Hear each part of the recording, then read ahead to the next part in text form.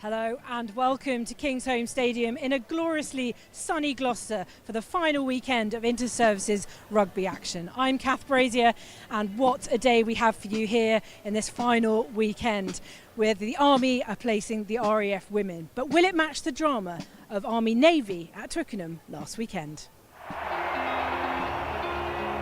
The battle for the Babcock Trophy, the 105th Army and Navy game, is ready to go. Repeat or revenge is this year's strapline. The sea of red and blue, the noise coming from the crowd already. It's going to be a tasty one today. And the defending champions have come out of the blocks at some pace. Dobson going to glory. He did it against the RAF. He's done it against the Army. That's certainly not the starter after by any stretch of imagination. The Navy showing how ruthless they are. Pick up round the corner and the try is on. That is just what the Army boys wanted.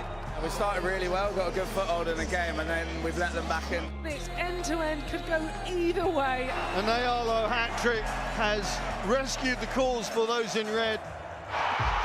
Ngorawale takes the Army in front at the death. What sporting theatre we have seen here at Twickenham. And breathe. Well, that was definitely one for the absolute history books. Neutrals and Army fans are all having a good day. Commiserations to the Royal Navy, but that was a spectacular game of rugby.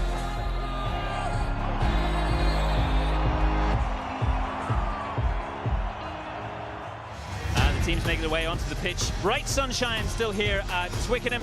But the Army are coming crashing through in the first try. What a fantastic start for the British Army. Royal Navy with the try. I do wish I was out on that pitch with them, but this is the next best thing.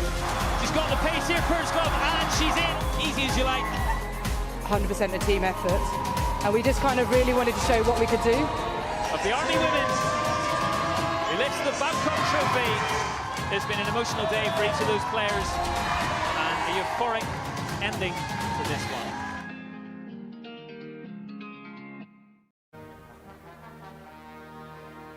Now, the RAF women will definitely have been watching that match last weekend very closely, because they're going to be up against what we all know is a very strong Army side. The ladies in light blue have only won this inter-services title once in 2019, but they say they're ready to do it again. Here go the Air Force once more, spreading it onto the left-hand side. Chance once more. Oh, and it's going to be another try for that fabulous player, Caris Williams-Morris. We're really conscious that we don't want to think about the end result. We always say that as long as we kind of work with our structure that we all know and we're all on the same page about, then that win will come. Obviously we know the Army are really, really physical, but I think we're smart, so I think we're a team that can sort of outsmart and play our game. Yeah, so we're really looking forward to that. The Army are a very, very, very good team. They're full of people who are proud to wear the shirt. They earn the shirt, they don't give it away, and they're just good rugby players who play a good brand of rugby, and they're winners.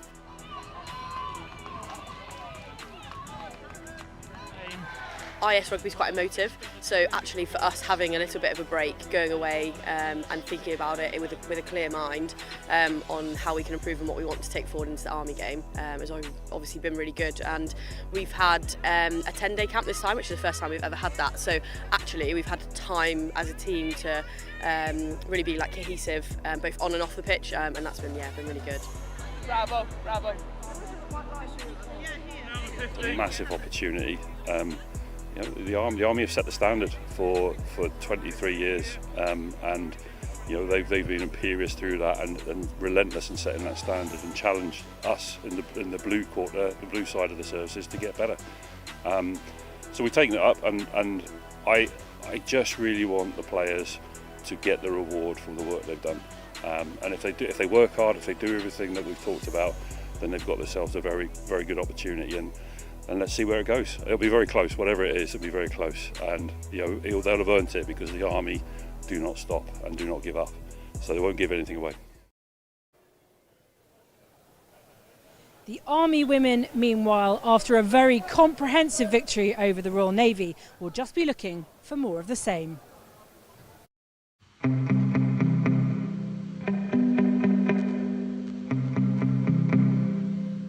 Yeah, as normal, the pressure is really on us. We've got everything to lose, so it's down to us. We've got to put it out of the bag, and if we don't do it, don't put our game plan into place, then we won't win.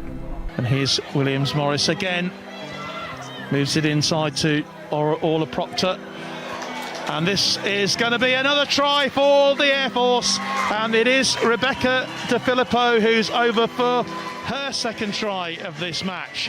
What are you expecting from the Royal Air Force? A very hard physical battle.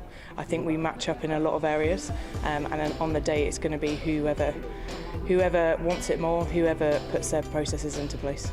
You never want to single out individuals, but they come with players with Six Nations experience, fresh off the bench as well. Yeah, I know, but it's not the first time that we've had that. It's the third year that they've had that experience, and we know that, and I think the girls can't be taunted by that. At the end of the day, it's just another team. Whoever they are, it's just another team, and we just need to do our thing and do what we're good at, and then it'll come together.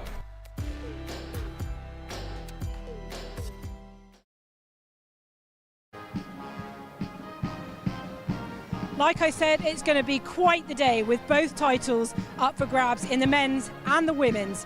But now we're only minutes away from kickoff, so I'm going to throw to Simon Hunter with his usual panache on commentary. Thanks, Kath, and a very warm welcome to each and every one of you joining this live coverage as the RAF and Army women prepare to lock horns in the Inter-Service Rugby Championship decider. It all comes down to this, the third and final game in the tournament. The preparations are finally over and the players ready for the heat of the challenge. And hot it is, with the sun beaming down at Kingsholm in Gloucester for this highly anticipated showdown. Will the Army add a 19th title to their achievements, or will the Royal Air Force repeat their success of 2019. Well, the Red Shirts were imperious at Twickenham, beating the Royal Navy 78 points to 5 in an exhibition of try-scoring and impressive moves. Nevertheless, Captain Jade Mullen spoke after the match and said she wanted to see tightening up in certain areas.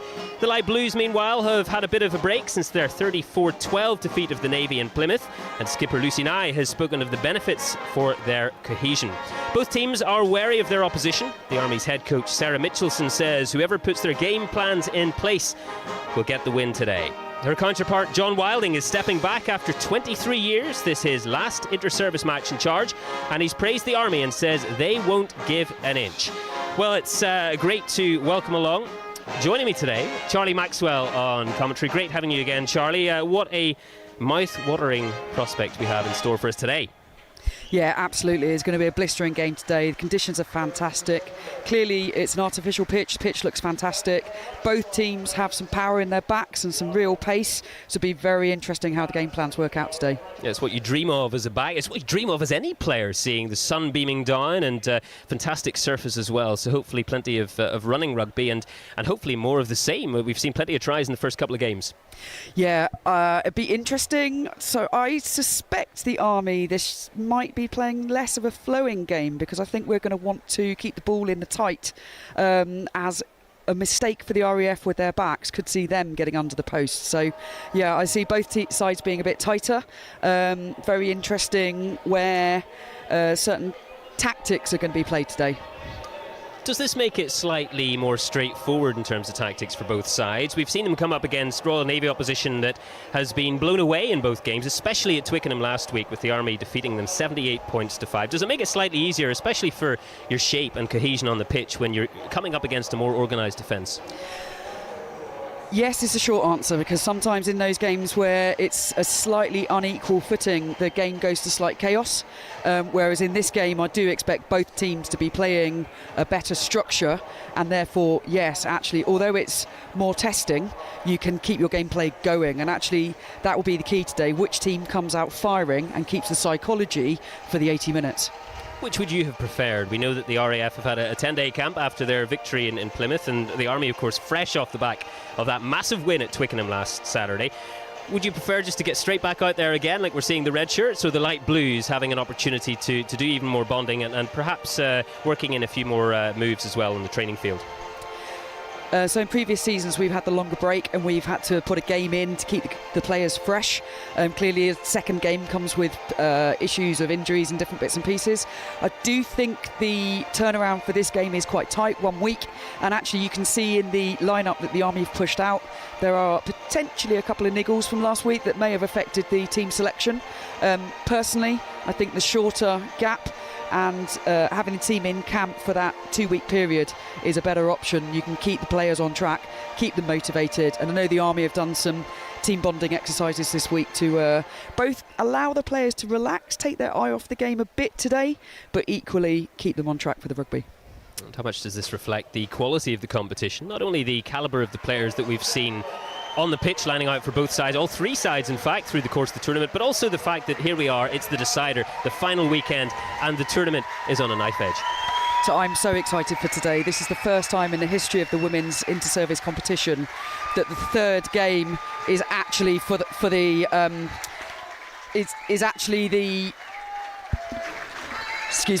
the third game is actually playing for the competition, rightfully. Two teams really do have the chance to pick up the cup at the end of this game, and it's exciting to watch. In the women's game, we've actually been asking for this for a while.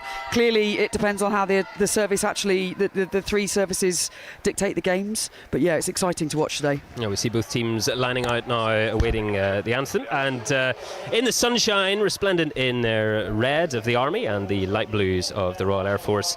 The officials as well lining out in their highlighter yellow, it must be said, and as they await the dignitaries to walk out and meet the players. Of course, these are the moments, Charlie, when it becomes real, when you really just moments away from kick-off, and you can really start to hopefully let it all sink in as a player. Yeah, there's some experience on this pitch, but nothing actually beats wearing your service shirt, listening to the national anthem and representing your service and everything that goes along with that. clearly it's still the sport and the history that goes with the sport, but more importantly, every player on that pitch is so proud in representing their service and the history, and those serving abroad, those backing us up in the units, those that have released us, and everyone that's gone before us. It's quite a big thing in services rugby. Well, we see the officials out there as well, and in the RAF game against the Navy we saw some yellow cards. The Army indeed conceded quite a few penalties to Twickenham last Saturday. How important is discipline going to be today, especially when we expect such a tight affair? It's going to be vital. It really is. These teams are very, very well matched today. I would not put money on either of the teams after the 80 minutes, and that says a lot in terms of, I'm proud of my Reds, but it's a very interesting game today. Discipline is going to be key. Any time where one team is weaker than the other, both teams have the experienced players to actually exploit that gap and change the game plan potentially to actually exploit the weakness in the side when there's any discipline issues. Oh, I can't take the excitement. Fantastic. We're moments away from kick-off, and it's a great pleasure to be joined also by Mr. John Knighton, who is keeping abreast of all the comments we have. Do let us know where you're watching from today, wherever you may be around the world. And John, what a tantalising decider we have in store, and great to see also how many eyes will be in this match with our live coverage. Absolutely right, Si, because today we're getting already loads of messages coming through. The first one came through from Canada, believe it or not, at 4:43 a.m. So just before we went on air, from G. Humphrey there. Also, Philip RT, good evening from New Zealand, he says. James Taylor Hodge, good morning from England. Lisa Pope is in Australia. Lots of messages coming in for the Army. Gorka Karate says Army. Dan Kelly, come on the Army. And in fact, Gorka is in Lebanon, so that's amazing already. And a few messages coming in on Facebook as well. Simone Redfern, 32 Regiment Royal Artillery, Wessex Gunners, go on, Amy Reynolds. And Scott Irving says, good luck Army. Want to hear from you if you're supporting the RAF today as well. Wherever you are around the world, let us know and we'll try and give you a mention. Absolutely, and the atmosphere building here at Kingsholm as well. Fans making their way into the stadium. Family and friends, of course, right at the centre of all that, as we await the national anthem. And the players keen to get going on this most wonderful of May days for the inter-service decider here in Gloucester.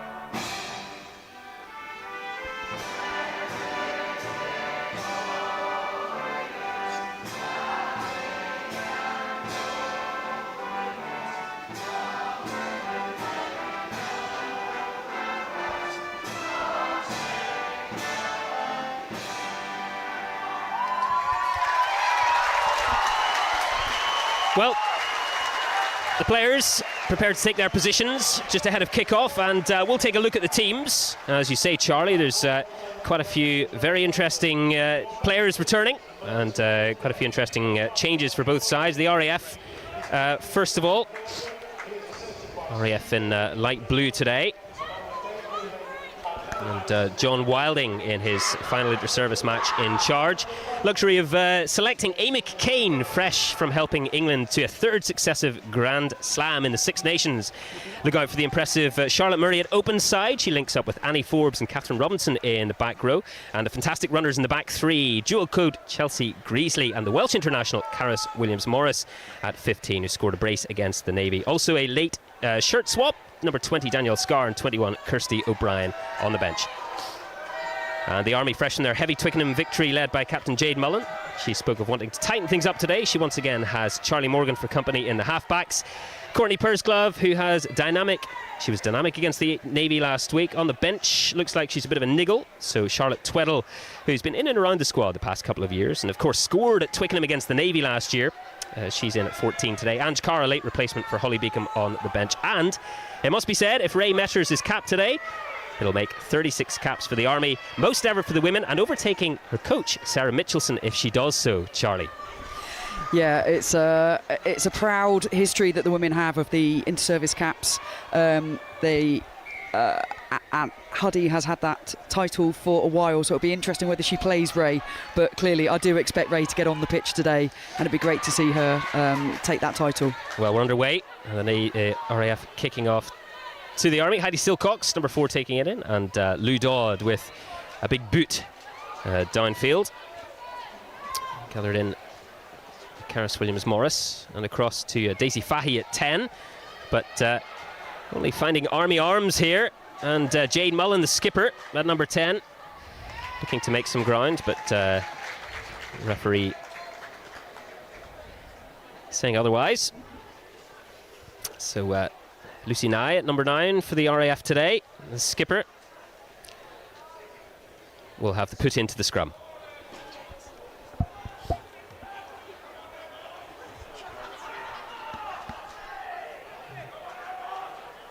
We've got fantastic backs and indeed fantastic packs on both sides. How do you see the scrum game going today, Charlie? I would like to say the Reds will give the Blues a run for their money, I think, up in the front. As I say, the back line are actually relatively well matched, but I do think the Army will nudge it in the scrum. We've got more with outstanding Amy Kikane. Well, they've got more experience in the pack overall. They've taken it back, and Hannah Gilmore up the left-hand side, trying to nudge her way past a few challengers here, and it's Jade Mullen who steps in and plays scrum half, getting it through to Annika Willis there, playing lock again today. A player of the match at Twickenham last week against the Navy. Fantastic. And the red shirts get the penalty there. And an early opportunity from Mullen's side. Lou Dodd steps up to take the ball to put it into the corner and try and convert that advantage they now have with the forwards. Well, a lot's made of Amy Kikane and her prowess in the lineouts, and such a fantastic player for England as well, but India King, an opportunity here early on to show what she's got for the Army. Yeah, and I think the lineouts worked very well last week at Twickenham. It was India's first start for the Army last week. Started with confidence, and I believe that she's going to do the same here. That was a strong scrum we've just seen, and a good lineout. It's clean there, and the Army looking to drive that maul forward. Push those legs through. The RAF trying to get bodies in the way. And it's gone to ground here. And out to Mullen, and Carr in midfield, and she's ever closer. Carr just stopped in front of the line, but the Army running up there in support and moving it through the phases now. That's going to be a penalty again. Interesting to hear what the referee says here. RAF have to maintain their discipline close to the line. The Army take it quickly here, and it's Mullen looking for Dodd on the outside, but thinks otherwise, holds on to it. And Morgan looking for her options here, but the Army ever closer. And it's a try for the Army, a fantastic start for the red shirts in this inter-service decider here at Kingsholm in Gloucester. The start they'd have been dreaming of as they rocked up today, and wonderful for them. They put those points on the board very early. Absolutely. We were saying in the warm-up how vital discipline was, and unfortunately there the RAF actually allowed the Army the ground, and you don't need to give them an open door. They will absolutely take that gap and go, and it's a fantastic start for them. Yeah, I mentioned Jade Mullen's leadership. Well, it's Sarah Batley, the vice-captain, who scored on that occasion. And Lou Dodd, in the absence of Courtney Pursglove in the starting 15, who's lining up to take the conversion today. And they were kicking when Pursglove came off at Twickenham as well last week. Just pushes it wide there, Lou Dodd. So it remains 5-0, but the Army putting the pressure on the RAF fairly early in this match. Yeah, Lou took over the kicking duties, as you said, last week, and actually had a very good statistic. I think she was actually 100% when she actually took over the kicking duty, so she'll be slightly upset with herself for that kick, but I'm sure she'll get other opportunities during the game to bring her target onto the posts. And just a pause in proceedings temporarily as we await the ball, and the RAF to kick it off once again. So Fahy getting it deep there, and it's Dodd who collects. trying to set off on one of their thunderous runs. Morgan at scrum half. And Bellhouse, military vet, Sally Bellhouse. And Morgan just, but it's an advantage to the Army. Morgan sees Dodd waiting. He boots that up and over. That's a fantastic kick. 50-22 from Lou Dodd there. Their experience is showing early in this game. So playing for Ealing Trailfinders this season, previously a Wasp player, and she's bringing all of her tactical knowledge to this game so far. It's great. Well, it's certainly a statement. Early try. Lou Dodd with that wonderful 50-22. And India King once again with the line out. And the backs, the Army backs, just looking to get into position here. Another well-executed line out, unfortunately judged to have gone forward there. It wasn't straight there, the line out from the Army. So momentary respite for the Royal Air Force. Yeah, it's unfortunate. From the angle that we're at, that did look like well executed, and India's throw was absolutely to hand, but I'm certainly not judging the referee. We're just at the wrong angle here. And an initial look at Amy Kane and her talents, and that's good as far as the referee's concerned. The RAF looking to move it through the hands now. And Fahy with a boot, but only as far as Gilmore. And Griffiths doing the work to tidy that up somewhat. And only as far as Fahy again. And a lovely dummy there from the fly half. But that's gone out on the full. She was inside the 22, so that was good. And the RAF looking to move their way down the pitch here and try and get some territory of their own. Yeah, it's a very different game to last week. A lot of kicking already in this game for the territory. And actually, interestingly, it's been well executed so far by both sides. Good, confident play. And that goes a little longer, and the RAF have snaffled it there. Emma Tadman, number 5 for the Light Blues. And Lucy Nye gathering. And wanting quick ball here, the RAF. And she goes blind this time, down the left-hand side. And Tadman again. Oh, and that's good strength there to push hard towards the 22, but that ball's gone into touch. And we'll see yet another line out.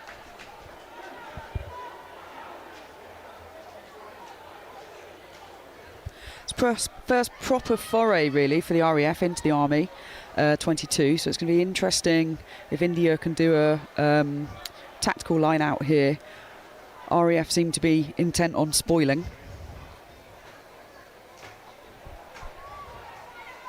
And it's adjudged to be good, and that's gone to Bellhouse at the back of the line out.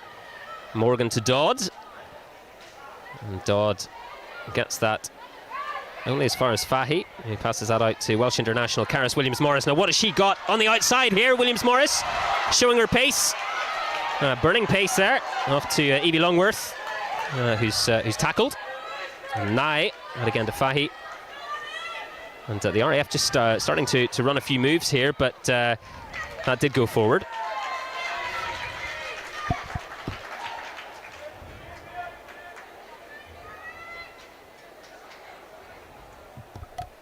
It's another scrum for the Army.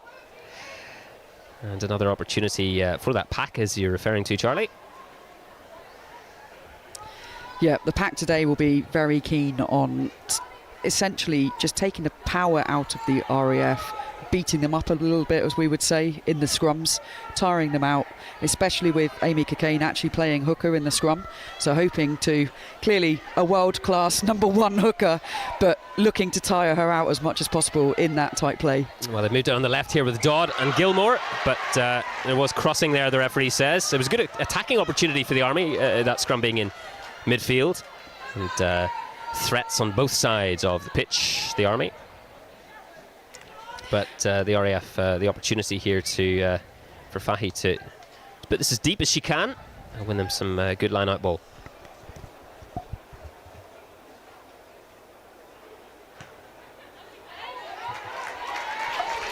And the kick is good, just on the 22 really, just outside the 22 mark. I think both head coaches at the moment will be quite pleased with their sides. They've both come out firing. They both seem to be playing the game plan. It's well matched, interesting game to watch, and tight scoreline so far. Cockayne lining up again, throws this in, and well, it's just gone a little bit behind Lucy Nye there at scrum half. That's a bit messy from the RAF, and that ball's dribbled into touch. They'll be disappointed with that. And it's gone forward as well. The Army won't be too unhappy with that. They'll have the opportunity here for a scrum, which they've taken. Yeah, again, playing into that game plan of tiring out the RAF pack, the 8, and also giving clearly our back line the space out wide to actually demonstrate what they can do. So exciting off this scrum. Morgan with the ball, number 9 for the red shirts.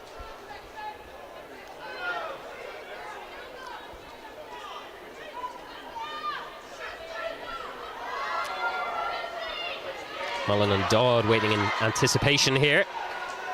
That's to Dodd. Gets it back to Mullen, wrapping behind. And sort of half through there, Mullen, but not quite in the end. Well, the RAF up very, very quickly there, but that's offside. And a penalty advantage to the Army. Williams Morris just a little eager there to get up.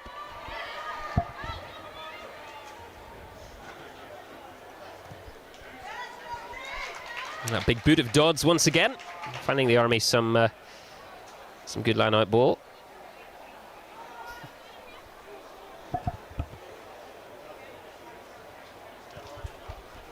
It's been fascinating so far, Charlie. What have you made of some handling errors, but all in all, both teams, of course, sussing each other out in these opening salvos. Yeah, very much so.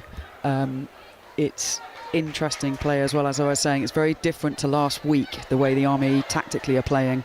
The RAF, thinking back to how they played at the Navy, I'd say it's a similar game plan, and I'm not overly surprised it worked very well for them against the Navy.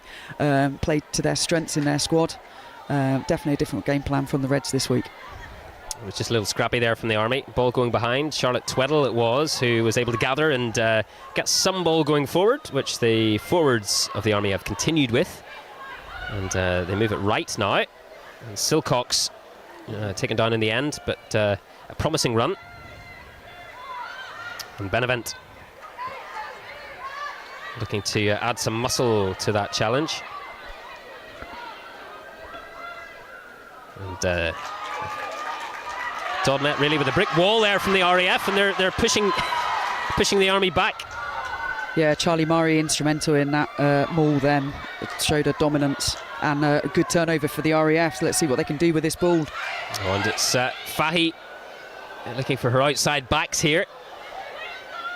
Let's see if they can dart through those spaces. Greasley on the left wing, making a little ground. Oh, the referee's playing on here. It's Bellhouse who thunders up the middle, spots the gap and goes straight through it.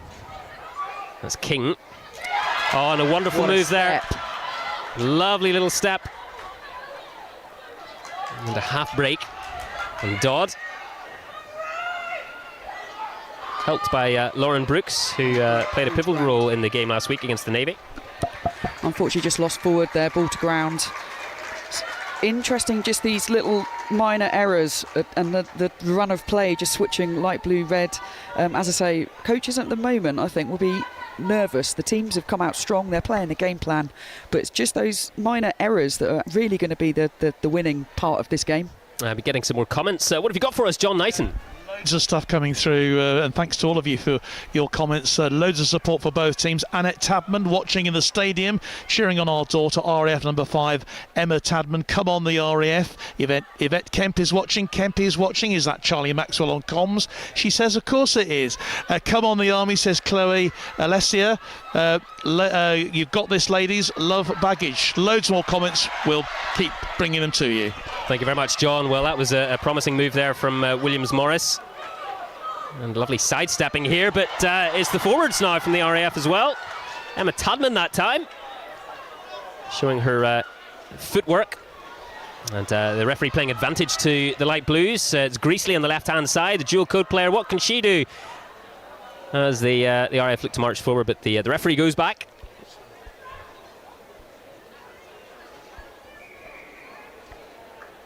Jade Mullen offside there, Army captain. Just a little medical attention for Tadman of the RAF. And well, it's brilliant, John, as you say, to getting all those comments and to see the level of support from around the world. Absolutely, yeah. Let's give a few more mentions, shall we? Sarah Kilminster, let's go Tyler Lewis with the RAF. Mr. Tarabat is in Argentina watching the game today. Good afternoon to you, or good morning to you. Jack Cook says, let's go RAF. Daisy Atlee, good luck Emily and RAF from the Stamford women's rugby team there.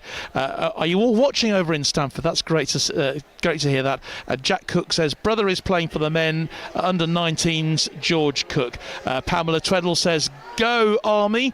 And G. Humphrey, who is, I think we've already heard from him in Canada, says, go Army. James Taylor Hodge, boom, boom, says. And so there's loads more coming through as well. Bell House is on fire, says James Taylor Hodge. Well, that was an amazing pickup she had a few minutes ago, wasn't it, as well? Lou Carter watching from Brunei. Come on, you Blues. Ben Stokes, come on the Army, and Robin Hancock supporting the RAF. Come on the RAF today, as is Natalie Knott. Come on the RAF, and Lou Carter says, come on the RAF. Ross Tarnowski is watching, and let's go Army, says Claire Harper. Hi to Charlie Maxwell, loving the commentary. There you go, Charlie Maxwell. And Ben Stokes as well. Ben Stokes or Ben Stokes? Fantastic to hear all those comments. I'm just waiting, Charlie, for John to produce his whiteboard of all the nations where people are watching from. I'm still waiting, John. I haven't seen anything yet. Yeah, the number is rising dramatically as we speak. that would actually be quite interesting, wouldn't it? A worldwide map showing, BFBS supporters watching this game. It's fantastic to hear, actually, that people are logged on and watching this game. Every continent of the world, Charlie, every continent. Yeah, totally. It's such an exciting game, actually. This, I would put money on this being the game of the tournament. I just hear our graphics team saying, I thought that was our week's work done. But the RAF moving it forward here. Oh, wonderful break from the RAF. That's a brilliant try in response to an early score for the Army, and what a way to respond. Just after 15 minutes gone here, the opening quarter of this match, and they've done it in style as well. See the gap and go straight through it, Charlie. Yeah, absolutely. I have to admit, I didn't even see the gap that Amy just skipped through, so I know the Reds will be upset with her getting straight through the middle, but what footwork and what strength from Amy, and absolutely to be expected from a world-class player. Amy Cockayne, as I said before, a luxury being able to select Amy Cockayne for this game. For John Wilding, the RAF head coach, and his final inter-service match in charge. And that really was, it was simply class. A very classy move. Unfortunately, I've got a wry smile on my face. I wish he was wearing a red shirt, but yeah, fantastic try. You can appreciate quality when you see it. Fahy lines up for the conversion here, and can she help her side go ahead? She can indeed. 2 points added for the conversion, and it's the RAF who take the lead here at Kingsholm in Gloucester. Just under 20 minutes played, and well, we saw that early Army try, and trying to assert their territorial advantages at the beginning of the game, but the RAF have responded beautifully, and indeed it is tight so far, as we thought it would be. Yeah, I think both teams just need to keep their the psychology they started the game with. No panic. It's very tight game both ways. We spoke at the beginning about how important the discipline is, and actually just maintain their heads, play the game plan, both sides. Let's see a beautiful game of rugby. Dodd with the restart. And, gathered in. It's only so far as Griffiths, red shirt's fullback. Back to Dodd. And Tweddle on the right-hand wing, who's replacing Courtney Pursglove out there today. She bounces off a few defenders, actually, but is reminded of the RAF defence eventually. Morgan out to Benevent.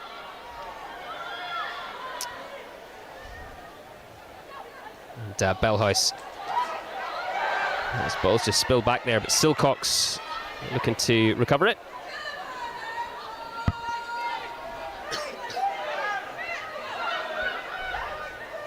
And they look to go out left here with Batley, the vice-captain. Morgan assessing her options. Has moved back inside to Brooks. But it's an RAF penalty. And very good defensive work there from the Light Blues, Charlie. Yeah, unfortunately there, Lauren just getting caught on the ball, I think. Another class player plays her rugby for Ealing this season. Excellent back row player, but as you say, the RAF there just tying her up and using all of their tactical knowledge to pull the penalty. Well, it's been a fascinating opening 20 minutes of this match. And the RAF with an opportunity here to approach the Army 22. And Amy Kane with the ball. Speaking of Danica Wilmore. And it's just gone long there, and Benevent takes it for the Army. Yeah, a new player this season, Benevent, has played some rugby league in the past, I believe. Charge there from the RAF. Used to play for Worcester Warriors just before they closed down. She was contracted with Worcester. At the moment, she's not playing civilian rugby, busy with work, as most of the players are, but showing her class there and driving it forward. And showing her class as well as Annie Forbes. The RAF blind side, finding a bit of space there. And, well, the RAF have earned the penalty again. And skipper Lucy Nye will be pretty chuffed with the last 5 minutes. Yeah, as I say, I think the Army just need to keep their head. The RAF at the moment, tails up after that try. We just need to make sure, as I'm talking as an Army player now, we just need to make sure that we keep them out, gather our momentum again and go from there.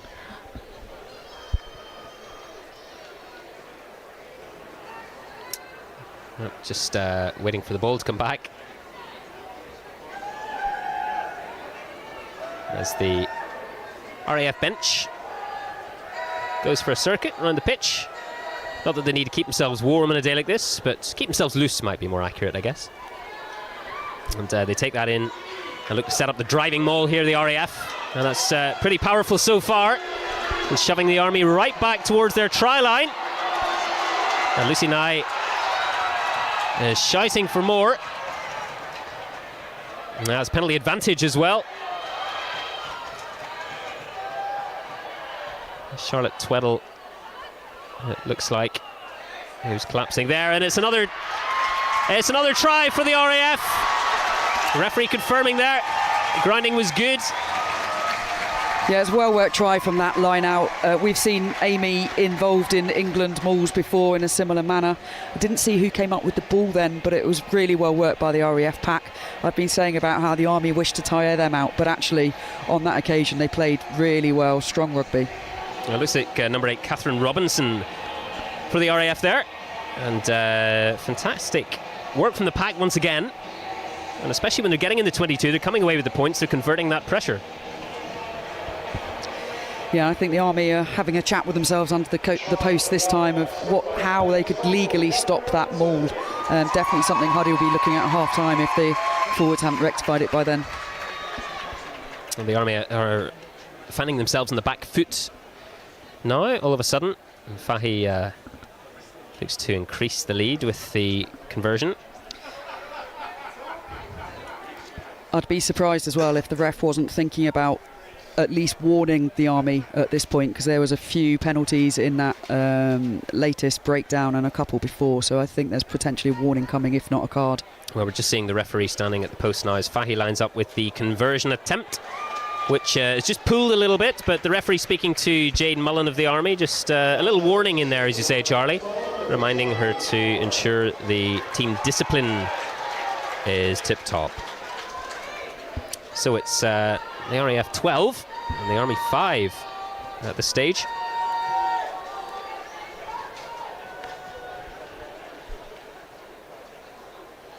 Dodd once again with the restart.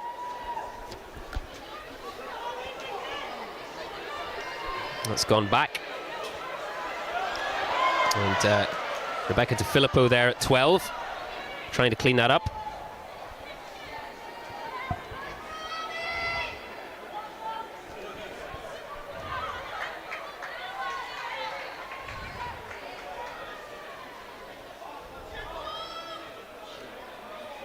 Lucinai shaping up for the box kick, which she gets away cleanly. And Morgan back to Dodd. Oh, and the RAF have got this back, and it's Williams-Morris who can use her legs in open space here. Williams-Morris, can she get there? And Charlotte Tweddle in hot pursuit, but she'll not get there in defence. It's a brilliant try. Williams-Morris picking up some loose ball, and it's another score for the RAF. Fantastic period here for them. The last 10-15 minutes, and the Welsh international showing her class. Yeah, fantastic individual try there after a mistake. The light blue first, then the Army down here in the centre field. And that's what I was saying before about this week. The Army need to tighten up. So last week was fantastic flowing rugby against the Navy, but against that opposition, there were no real risks. The Army, could do that against the RAF, as you've just seen. Give them an inch and they've got the backs to absolutely blister in at the side, and fantastic score under the post for the RAF. And Fahy lining up for the conversion once again. A sort of a sense of deja vu here for her. And if she were to make this, she would put her side 2 converted tries ahead, which she has done. And 19 points to 5 for the RAF, and just under half an hour played.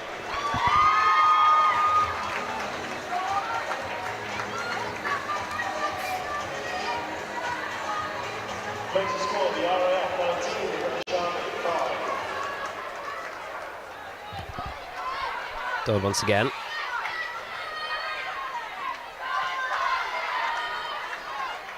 There's Charlie Murray there, the open side.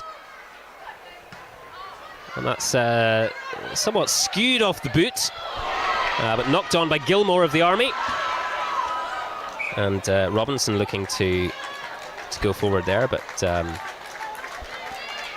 ball's gone into touch. Although the referee pointing out that the ball went forward. And it'll be an RAF scrum.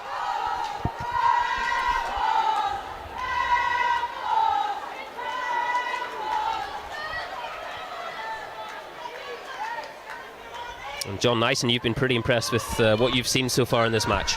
Well, what a period the RAF have just had, haven't they? Amazing performance and turnaround. Really spurred on by that try from Amy Cockayne, Catherine Robinson in the second, and well, you just cannot afford to give someone like Caris Williams-Morris a moment. In a 50-50, she's always going to win that race, and what a try under the post. RAF absolutely playing superbly, and you can imagine that our social media has been lit up at the moment with the RAF comments. I'll come in when we have a chance to bring those to you. Well, we look forward to hearing some more of those as Greasley looks to tidy up. Just unfortunate there, the bounce of the ball, but it's an Army penalty, the side entry there from the RAF to the breakdown, and yeah, just, well, we spoke of Williams-Morris. Referee just reminding Williams-Morris that she needs to come through the gate and not across. So, well, this is what you want if you're an Army player, an opportunity to respond deep in the 22. And let's see what they've got. Charlie? Yeah, as you say, they'll be edging to get one score back before half-time. It's been quite an even game so far. The RAF have absolutely taken their opportunities with well-worked tries. Let's see what the Army can do in this 10 yards out. Well, rolling mauls have been a feature of this match when both sides have got territory, and we're seeing another one here. The Army trying to exert a bit of pressure on the RAF. RAF withholding so far. But the Army inching forward, and they move it out the backs now to Mullen. And Amy Carr in midfield, absolutely cleaned up. And Dodd, but Tweddle takes that, going back a little bit.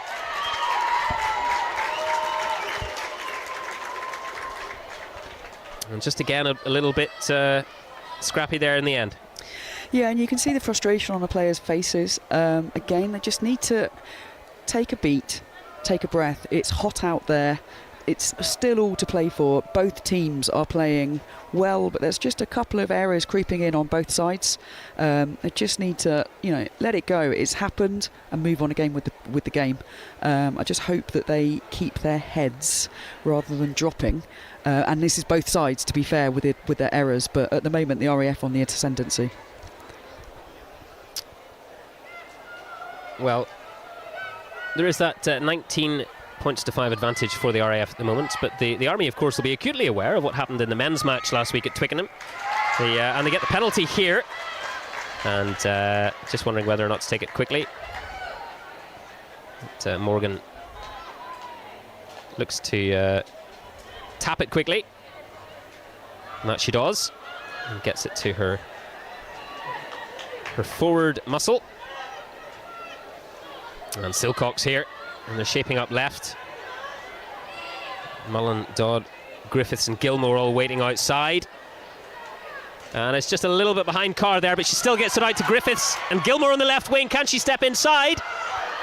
Has that ball been grounded? It's another Army try, a fantastic response from the red shirts. And Gilmore there, and getting over the whitewash. And very pleasing for them. Getting it for 22 and taking full advantage of that opportunity, Charlie. Yeah, it's good to see they've still got the confidence to move the ball in that 22 and actually keep the fast ball going, essentially, not get bogged into the contact situations. The RAF, their defence was being pulled across, but actually, the fantastic try from Hannah Gilmore. Well, we knew it would be, but this is shaping up to be a humdinger here at Kingsholm. And the Army pulling themselves back into this contest. And can Dodd add the conversion?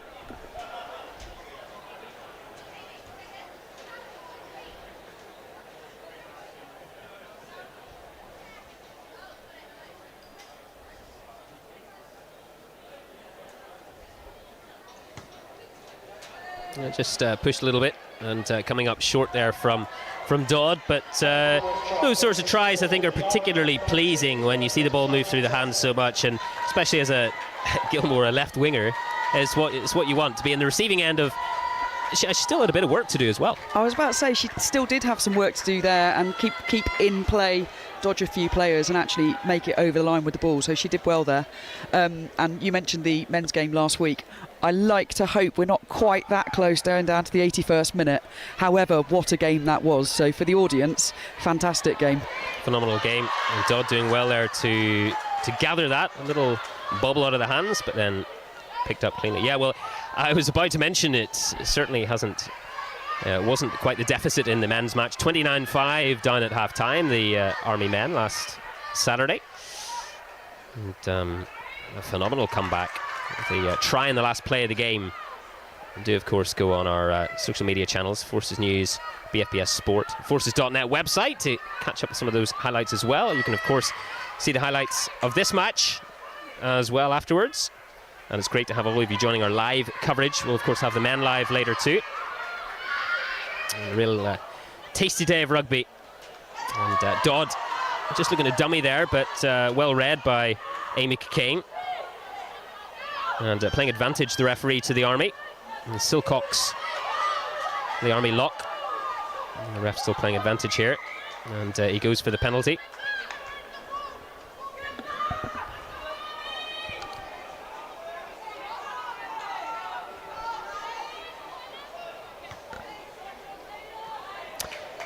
And some comments, John Nyson. Yeah, I mean, this game is on an absolute knife edge, isn't it, at the moment? I mean, what a reply from the Army there after those 3 RAF tries. Lots of mentions to make. In fact, I've now counted, we've got Lebanon, Estonia, Crete, Australia, New Zealand, Thailand, and also Argentina have been in touch with us, and Ben Bakula as well, so that's not bad, is it? But a quick mention here, James Taylor Hodge. A couple of years ago, I asked Rory Underwood, not name dropping of course, James, are you, if he thought it would be possible to maintain an international rugby career with a forces career. He said no. There are 2 ladies proving him wrong. Well, actually 3, I suppose, if for the RAF, if you also count Sarah Bonner, who's obviously not able to play today. Mariette Claessens, go on Army from Maz, Estonia. Ian Monroe, come on the Army, watching in Ben Bakula. Proud Dad watching in Thailand, come on the Army, says 2-4-5-6 Jacko. Brilliant. And he's gone and done it well to an extent, Charlie. I think we can give him sort of half marks. He's put it down on his notepad. I haven't seen the whiteboard yet, but that's one heck of a list, John. And thank you very much for those comments coming in. Please do keep your comments coming in as you join us for this live coverage, wherever you may be around the world, whether you're just down the road in Gloucester or just around the world as well.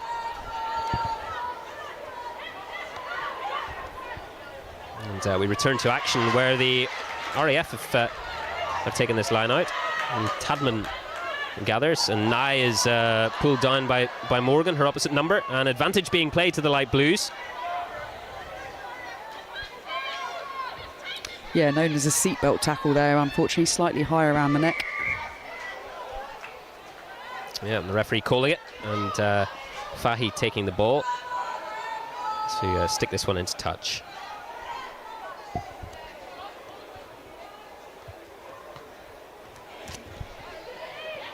Yeah, it looks as if it wasn't going to find touch, but it did in the end. Yeah, that was slightly close. I was holding my breath there as it went over the line. You have the audible gasp up here in the commentary gantry as well. Glad all is fine, and there wasn't something untoward happening. But Cockayne shaping up for the line out. And it's taken in, and Nye out to Fahy, her halfback partner, and Murray here, a very talented open side. And Nye looks to go right now, and Amy Cockayne showing dancing feet there. Amy Cockayne bouncing off a few tacklers as well. My, she's impressive. And Emma Tadman finding some ground as well. Cockayne again. And they've got numbers here, the RAF. It did for a split second. Army pull themselves back in defence on this left wing. Ellie Forbes. And looking dangerous here, the RAF. Going through the phases nicely. And Murray once again. But a bit of crossing. And they'll be very disappointed with that, the RAF. Yeah, they played well there. They were playing the numbers and actually working it well down this right-hand side. The Army working well to get across, but I think got away slightly lightly there with the crossing. We're just seeing Annie Forbes, RAF number 6, just hobbling a little bit there. It seems to be okay.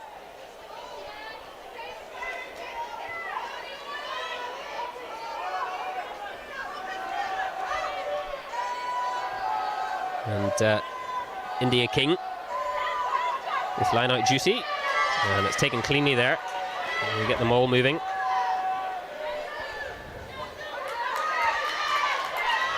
There's plenty of options for Morgan here if she wishes to take, but King takes it up herself. And Morgan once again up quickly in attack. Lauren Brooks. Mullen.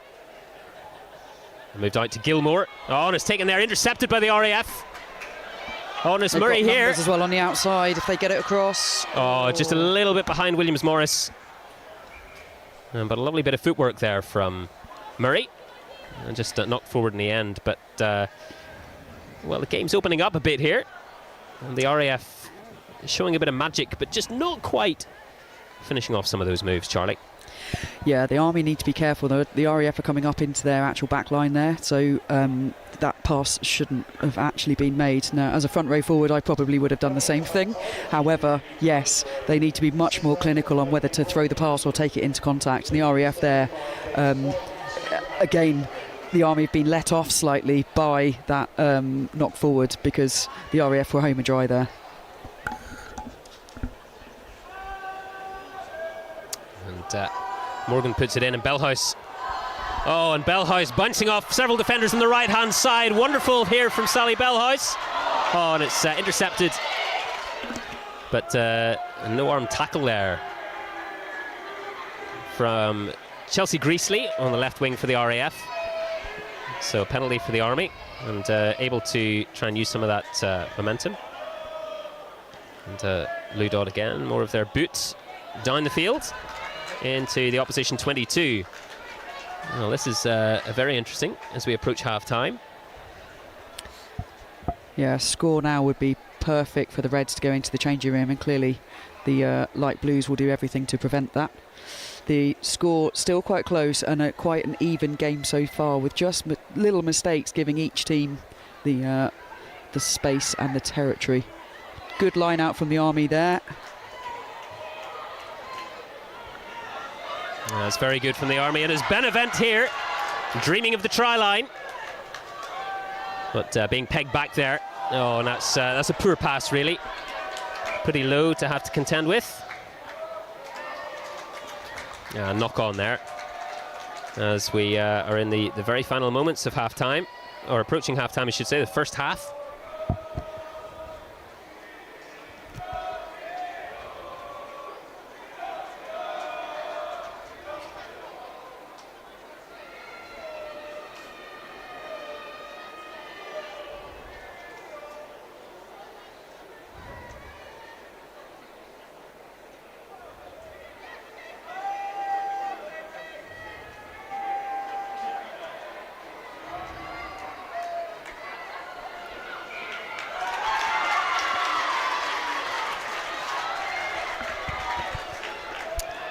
Well, more danger here for the RAF as the referee calls another penalty. And Lou Dodd with the ball. Taking it quickly this time. Dodd looking to thunder through the middle. And that they do. The RAF defending in earnest here. Oh, and that's wonderful from the front row. Benevent here looking to use some muscle, but push back. It's good work from the RAF in defence here. Oh, and Mullen ships it out to Gilmore. Can she gather cleanly? A wonderful score from Gilmore. Beautiful pass into space. And Gilmore simply had to use that pace and get in there for another try for the Army here. What a game this is. And what a second half we have in prospect. Yeah, I was about to say, this is setting it up for a blistering second half. What a time to score, clearly, just as the half-time whistle goes. Be interesting now to be a fly on the wall in the two changing rooms. Well, it's a promoter's dream, really, this scenario. And if Dodd can add the 2 points here for the conversion, then it'll be 19-17 heading in at the interval, which would make for a fascinating 40 minutes after the break.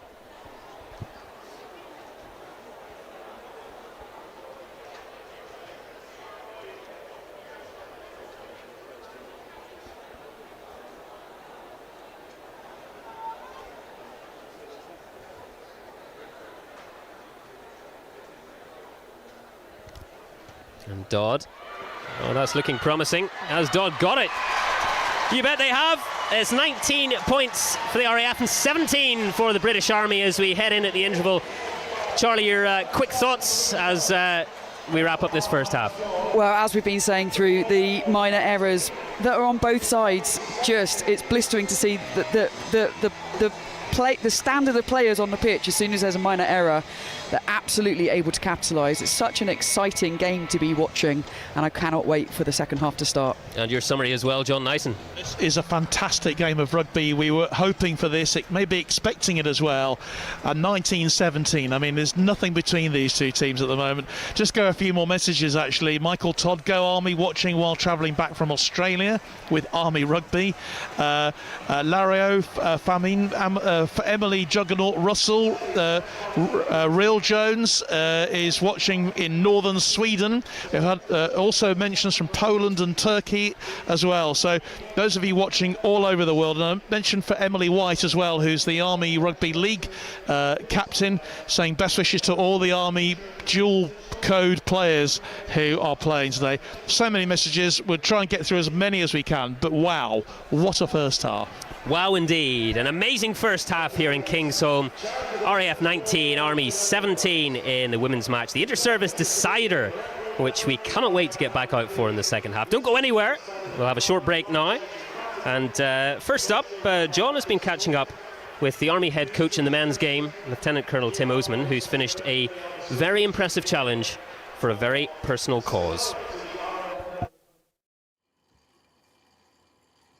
I've tried to do a few things before to raise money for Parkinson's. Clearly, I was diagnosed almost 7 years ago now. And not long after that, I managed to do a marathon event with a couple of my brothers and raised a lot of money. I didn't run much of the marathon. I got round half. It's all a bit difficult. But they did a great job. We raised over £5,000. And then last year, I was trying to join a John O'Groats to Land's End cycle for Parkinson's, Cure Parkinson's Trust, to raise some money. And I couldn't do it because I was into this job by then, and so it clashed with Army Navy Week. And I was trying to work out what we could do again this year, and it linked in with April 11th, World Parkinson's Day, May the 11th for the culmination of the inter-services at Kingsholm against the RAF. So it was right. Okay, let's go for it. Physical exercise is good. Routine is good for Parkinson's. There's still no cure, but phys and doing that sort of stuff, certainly for those members like me who got young onset within the Parkinson's community, it can only help as well. So part of it is to help me and routine, and to try and delay some of the progression if you can, and stay as fit as you can, and then try and raise some money for a good cause too. There's a lot of people who've got a lot of issues or injuries or illnesses or disabilities, whatever you want to call it, afflictions, problems. It's part of life really. So it happens to me a bit, but it's manageable. I take a lot of pills a lot of the time, and try and not ignore it, but try and keep as a normal life as I can. That's my way of dealing with it. I have good days and bad days, like most people do, but it's just getting on with it really. As I say, having that routine, having a focus and a drive, and this is certainly probably in the rugby sense over the last month, given me a distraction from rugby. Otherwise it's full on all the time as well. So in a funny kind of way, it's helped just let me focus on a little bit of something else in the downtime. But, it's just another thing to do. And as I say, if we can raise some money, not only for the Cure Parkinson's Trust, but for the 4Ed Foundation, obviously with the Gloucester Foundation link there, Ed Slater, and playing at Kingsholm on Saturday, then why not? So people out there who've seen it, then please follow the link if they can, and chuck some money our way to help try and find a cure for the two horrible diseases. I started on April 11th. So April 11th to May the 11th. Yeah, that's the month. I think I've had 3 days, three non-cycling days, and there's been a few I've done double sessions. So on training camp, the boys with the feet up after having a bit of a session in the sun, they were complaining about the heat, but I was striving away in the gym and keep on pedalling away, or in the garage at home, or in various gyms around the place. Hotels Saturday morning before to ride up Twickenham. So it's just finding a bit of half an hour somewhere, an hour somewhere to keep churning away. So I'm almost there. I've broken 900 last night, so I've got a few more sessions to do this week.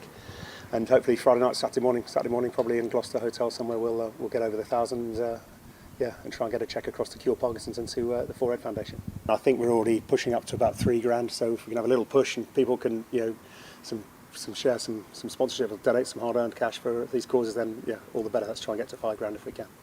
Well, Tim.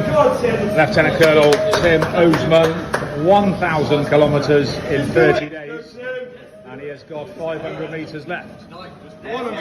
Raising money for Parkinson's and the Ed Slater Foundation. Supported by the Army men. Smashed Fantastic, what an effort. Awesome stuff. Keep on giving.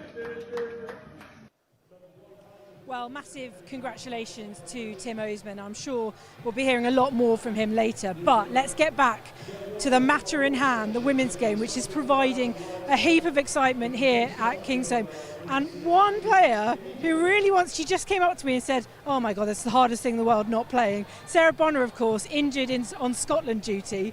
Just explain to me how difficult it is when you're such an integral part on a game like this, on a day like this, to not be playing. Yeah, look, 2 points in it at half-time is really, really tricky. The girls are putting an absolute shift. It's one thing helping out with line-outs and doing a bit of coaching, but I'd much rather be on the pitch. I know a lot of people might be surprised at because the Army have been so dominant over the years, but we do know that the RAF are up there. You probably aren't surprised that they're doing so well and ahead at half-time. Yeah, look, we've had a really good prep season into this. We've got a couple of games against champ teams. We had a really strong performance against Navy, and we've just been quietly working in the background, working on our tweaks. And you're acting as water girl, I suppose, today, but how much does it help to still be involved despite your injury? Oh, so good. Like, the girls just welcome me in, and it's nice as a bit of distraction away from rehab and things, and being able to have some form of contribution, whether that's forward stuff, team stuff, dynamics, energy. Like, I just love being here. And just remind everyone, it was the first game of the Six Nations that you injured your arm. I don't know if you want to go into the detail you explained to me earlier, but how did it happen? Yeah, it was like 70 minutes in, went in carrying shoulder on shoulder, heard a couple of cracks and I thought, someone's injured. Hit the ground and I knew straight away that it was me, my shoulder had gone. So got looked after by Scotland and Quins, and I'm on the road to recovery. And so how long do you think, I mean obviously we're coming off season now, but do you think if it was season, how many weeks are we looking for full recovery? Looking at a 12-week turnaround, so come pre-season I should be firing. The aim is we've got WXV internationals kind of late summer, autumn time, so that's my goal. And how does it work, sort of, I wanted to have a quick word about John Wilding, of course, his final game in charge, and he's had 2 coaching stints with the RAF women, and how nice is it, currently the state you're in at the moment, I don't want to put anything on that second half, but, RAF women's rugby owes him so much. Oh, 100%. Where he's taken us from and to is incredible, and we're all so grateful. What he's contributed to this team, to folk that have played before, honestly, and will continue to play, is leaving the game in a really good place. And how much have you, I want to call you the international trio, yourself, Amy Cockayne, of course, and Karis Williams-Morris. Are you still generating that, trying to recruit players in and stuff like that, kind of the way that you came in? Yeah, trust me, we are. We're working on it. I got a few youngsters at club that I'm just trying to infiltrate through the system, yeah. And how is Quins without a certain Cockayne? We miss her. Every day I try and get her back, but she's happy at her new home. Listen, Sarah Bonner, you've got duties with the RAF team today, so I'm going to let you go, and we look forward to seeing you back to full health sometime soon. And do join us more for the second half. We've got plenty more for you to come with.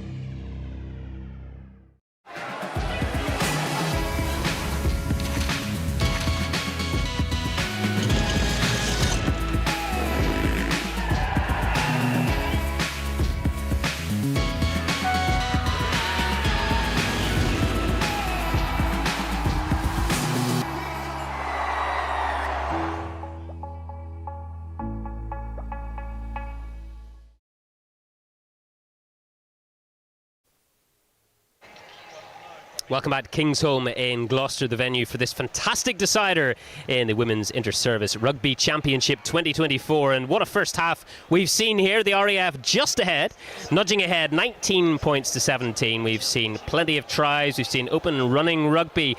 Charlie Maxwell, and well, we've been treated to it. We knew it would be close, but I tell you what, this has really been a wonderful thing for everyone to watch, whether here at the ground or watching with us online. Yeah, totally. In the women's game, this traditionally is the game of the championship, and for it to be played third this time round is fantastic. Actually playing for the championship itself. The RAF have really built themselves up over the years and have now a fantastic squad. Army traditionally have been the holders of the championship, but it's great now to actually have true competitive spirit and true games, and especially to finish the competition this year. One of the things that's particularly impressed me has been the way in which both sides, when they've gone behind or perhaps when they've conceded, have responded immediately. Yeah, really today, both teams are quite equal. Yes, they've got different skill sets on the pitch, but in terms of the squads, they're fairly equal, and it's really going to be that psychological edge that actually nudges it today. Both teams have the ability to take the gap, so wherever the gap appears, we were talking about discipline earlier, if there's a yellow card, if there's a weakness in in the backline defence, both teams have the ability to read the game and actually exploit that. So we really need to cut down. Both teams will be concentrating on the error rate, the discipline, and for me as a Red supporter, the Army just need to do that final decision making, should it go or should it not go, because the RAF at the moment are very good at getting in the Army backline. What will be being said at half-time in those changing rooms? Wow. I think Huddy's team talk would have changed throughout the first half. Definitely at 19-5, it would have been a very different team chat to actually the one at half-time. However, having said that, I know that she is all about the game plan. She told me that this game was going to be very different to the Twickenham game in terms of how the team would play, and we've seen that play out on the pitch. And I do believe both teams are playing their coach's game plan. So actually at half-time, I think it's all about those 1% for both teams. Keep your head, keep your discipline, and play rugby on a fantastic venue. And which camp do you think will be happier, John Knighton, at this point? Well, I think they will both have things to say, won't they, about the way things have gone in that first half. What a period the RAF had when they scored 3 tries without reply. But again, an amazing response from the Army, and I think it just goes to show what an extraordinary match we have on our hands here. The game we always hoped for, and we're certainly getting it so far. You cannot take your eyes off it for a moment. Just a few more mentions, actually, while I can, while we have a break. Dean O'Brien says, come on the RAF, and especially Kirsty O'Brien and Rebecca Falls from a very proud little brother. Michael Todd, go Army, watching while travelling back from Australia. I think I might have mentioned him already. And Real Jones, watching in northern Sweden, says, come on the Army. Rachel Robertson is watching. Ben Stokes, you mentioned Ben. Actually, it's not the Ben Stokes we all know, it's a different Ben Stokes. But he says, come on the Army, swift and bold. Becky Wilson, let's go Army. Pence Careless says, come on Chelsea. That's obviously RAF. Steve M is watching as well, and there's loads more messages which are just coming through all the time, and it just goes to show, wherever you're watching today, we're delighted to have you with us. And if that second half, Si and Charlie, is as good as the first, then we are in for an absolute treat. Well, I'm going to be a bit naughty here to the two of you, Charlie and John. How are you calling this? Oh, that's really unfair, isn't it? I mean, why would you expect me to say that? No, honestly, I think Charlie's got a really difficult job here of choosing the player of the match. That's pretty difficult at the moment. Goodness knows what it's going to be like at the end. But who knows what comes off and goes onto the bench. They could change the course of this game. You know, Courtney Pursglove, I know our mum's watching today. She's on the bench. Absolutely. She's a match winner for the Army, but the RAF also have players that we know who can produce the goods as well. So I'm sorry, I'm going to sit well and truly on the fence here. That's very unfair, Si. It's all I would expect, John. I'll be speaking to you after this broadcast. I think the point being, though, this game is intensely close and on an absolute knife edge. We've mentioned that before, but well, we're thoroughly excited for the second half. Yeah, totally, and I'm going to absolutely go where my heart says and say Reds are going to get this, but in the last minute. So come on, Army. Wow. Well, we're underway here in the second half, and that's not what Lou Dodd would have wanted, as it's straight into touch.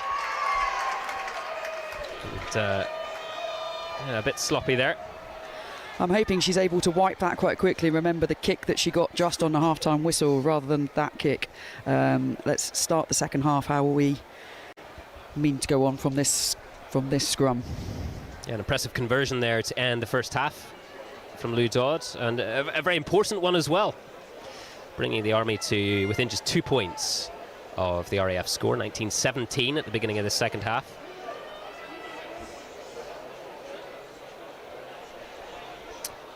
And John, you mentioned the joy of having all of you who are watching with us today for two absolute rip snorters of games. This women's game first, as we watch Karis Williams-Morris well taken down there in the end by Jane Mullen, the Army captain. And Murray looking to weave her way through that red wall in defence.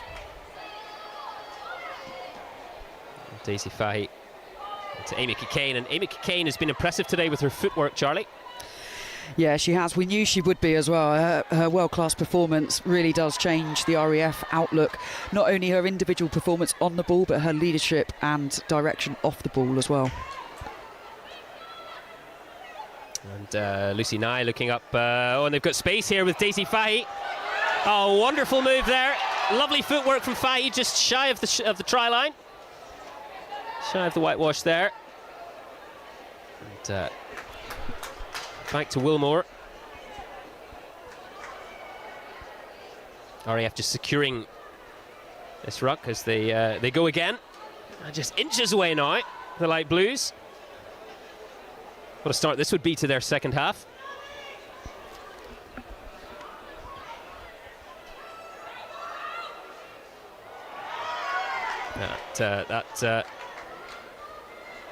The referee just blowing his whistle there. Ball's gone forward there. So, sign of relief for the Army there. Yeah, definitely. And the RAF has started with a bit of aggression in their shirts, and the referee just warning the captain there to calm them down. Key positioning here. The Army really need to come out of this scrum fighting, gain the possession back, and make sure that the light blues don't get any points for being in this territory.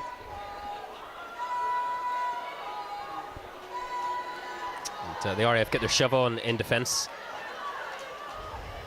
It's the Army who are defending close to their try line here. And the clearance from Lou Dodd on the 22-metre line. Absolutely, a lot of pressure there from the RAF from the off. Army, unfortunately, from the kick-off, giving the RAF the ball, walking them back into their 22. Just again, they just need to regroup. Well, we've hardly caught our breath back up here in the commentary gantry. Never mind the players on the pitch, but an opportunity for them just to reset at the beginning of the second half. Oh, and that's not gone to hand there. Murray picks up. That pass from now finding the boot of Fahy at 10, but back in possession of it now, and Kikane again. The Star England hooker. And back inside to Wilmore, using real force there on route 1. And well, that pass has gone begging. Greasley was waiting for it on the left wing, but that's gone into touch.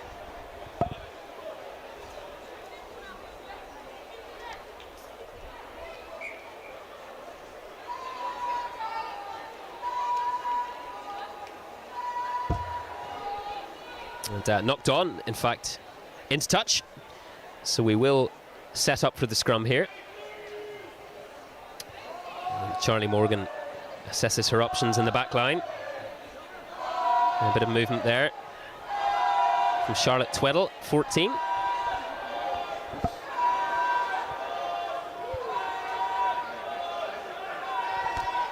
Bellhouse. Bouncing off several defenders.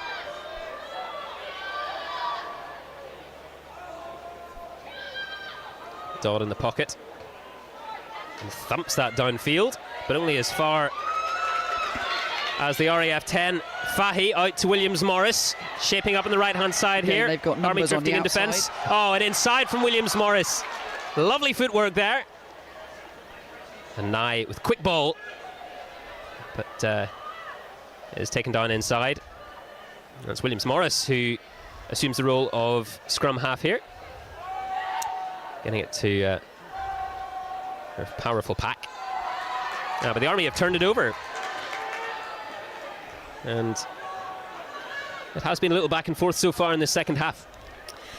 Yeah, absolutely. Both teams now, the Army have woken up after that half-time blip. Both teams now just a bit of to and fro, as you say. Army need to keep their head here. And they've got an RAF player down, just receiving a little bit of medical attention. Looking okay, thankfully. Up and about. Oh, and that's wonderful. If she can chip that out, they've actually got the spare player on the outside. And Nye and Greasley now. It's a little bit of space, bit of work to do, but that tackle looked fairly high from Tweddle on the wing, and indeed the referee has indeed spotted it. And he's going to have a word.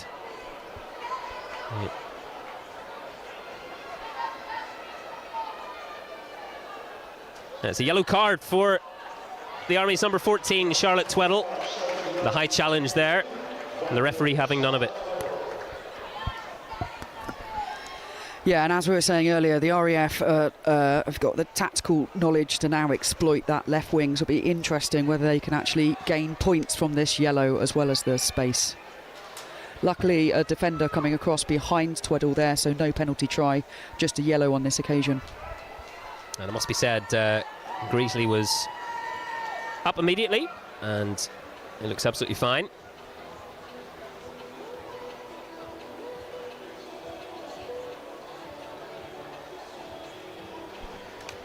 What have you got for us, John Nyson? Yeah, a few bits and pieces. Well, David Cullen says, "Is this better than football?" And there are quite a few replies on YouTube to that. How is this fun? They say. Well, it is just brilliant fun, isn't it? It's fantastic. Keith Dickinson, tackler not rolling away, having a quick check on the referee there. But Nathaniel Titchard-Jones is watching. James Roberts is watching as well, and Carrie Roberts is watching as well. Good afternoon to you, Carrie. Big second half, bring home the victory, the Army, but there's a real issue now for the Army. We're down to 14, and how crucial could this be in the final analysis of this game? Oh, you mentioned some of the players who'll be lining out for the men later, and some of the players involved in the men's squads as well there. What a fantastic afternoon of rugby we have ahead after this, but how can you take your eyes off what we're seeing at the moment?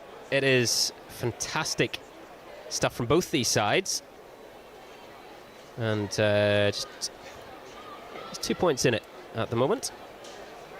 It's the light blues look to increase the deficit, increase their advantage. Oh, and it's a good maul there. Ball to ground there. Oh, it's gone forward, and the Army will be pretty happy with that. Yeah, absolutely, especially the threat that we know the RAF maul had earlier in the try from, I think it was Amy Cocaine that scored off the maul, the first RAF try. So the Army will be very happy with bringing that one to a stop. We've got a very, very nervous Kate Edwards. I'm a nervous wreck. Come on, the girls in light blue watching in Cyprus. Shout out to the old girls and the new team manager, Roxy Mills, as well. Thank you, John. Keep your comments coming in. And Bellhouse wheels round the back. The powerful number 8. And Morgan with Dodd once again in the pocket. And that's just come off the outside of the boot there from Lou Dodd. But makes a clearance nonetheless. Amy Cocaine calling for the ball. And ready for this RAF line out.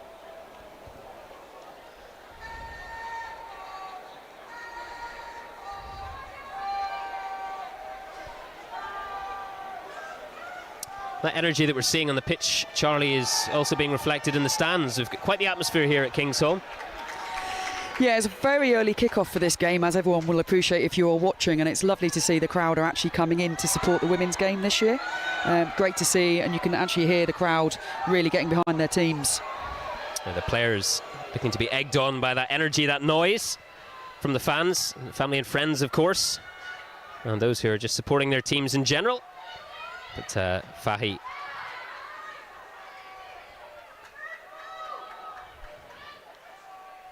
and Lucy Nye goes left and back to Fahy. And that ball's lost forward. So once again, the ball changes hands. It's a bit of back and forth in terms of possession so far. Yes, the RAF will be frustrated actually, I think, at this point, because they do have the extra player and the Army are just sort of grinding them down in the contact. The RAF, if they actually ship the ball wide, have got the players out front. So I think it's interesting why they keep taking it back into that forward pack. From an Army point of view, though, it's a good thing. We're running down the clock on that yellow card, and every minute that they're not scoring is essentially a win for the Army pack. It's almost that inverse pressure, as you're alluding to there, that sense that we must score. Of course, we've got player advantage, but the Army will be happy enough to keep time ticking over, as you say. And away they come here. Yeah, and Bellhouse again, such a powerhouse at that number 8 position. She's a great player. Used to play for Loughborough Lightnings, previously played for Scotland under-20s, England under-20s, sorry. Was in university up in Scotland. Fantastic player. And a great option for exit strategies as well. But it seemed a little bit of dissent there towards the referee. The referee not having any of it, so... yeah, just a little bit of frustration creeping in there. Marching them back 10. And an opportunity now for the red shirts to get into the RAF half. Yeah, and outside of the danger zone. So again, back into that yellow card clock. Any time outside of the red zone is good for the Army, and just winding that clock down. Clearly they'll be looking to exploit, not just wind the clock down, but yeah, away from our 22 now. Well, here they go, the Army, but that's not straight. And somewhat of an opportunity squandered there. The RAF will not mind that at all. Yeah, unfortunately, it's an easy gift back to them, especially when you've got someone like Amy throwing in. They've shown how good their line out is as well. So interesting what they will do from this. Will they go for a quick line out, get it out to those backs that we've seen with their blistering pace, and of course the gap on the outside. Well, we mentioned the importance of physical fitness as the game progresses and players' legs get more tired, but also key for that psychological composure to remain. Yeah, heads need to stay up. And as you say, today's hottest day it's been this year, so that will take its toll as well on the players. Clearly both sides have been training this week, but you can't underestimate how hot it actually is on that pitch. Well, the playing advantage here, and the Army look to ship it out. Amy Carr there at 13. Dodd steps in to play number 9. Advantage over for the knock-on.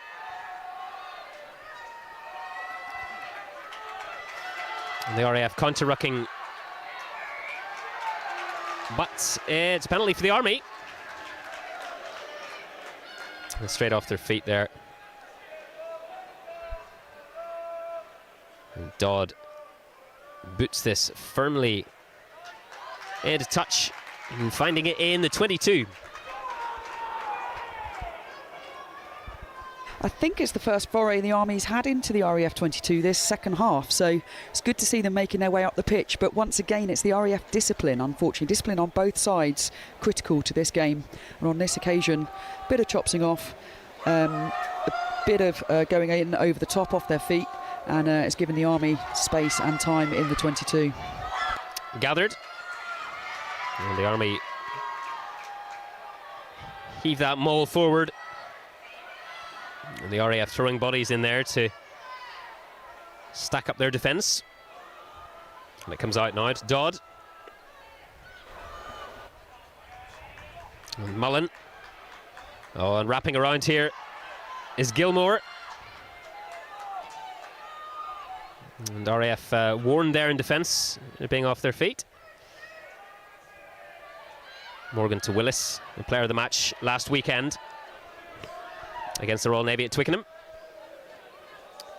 Oh, and that's rather unfortunate for Bellhouse to have to contend with that bouncing ball, but it does so nonetheless. And Benevent clean back out as well to those waiting red supporters. And Sarah Batley, the vice-captain.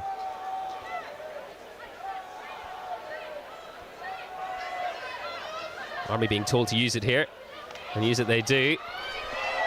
And Lauren Brooks edging forward and closer to that try line, but it's an Army penalty.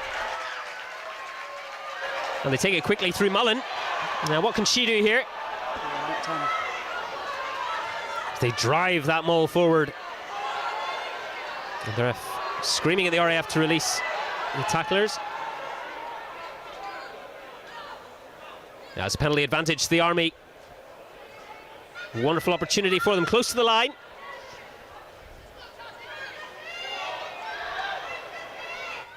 Benevent, Willis over that ball. Guarding that ball as Batley powers through, and has she got there? The referee has a look. He's calling for time off here.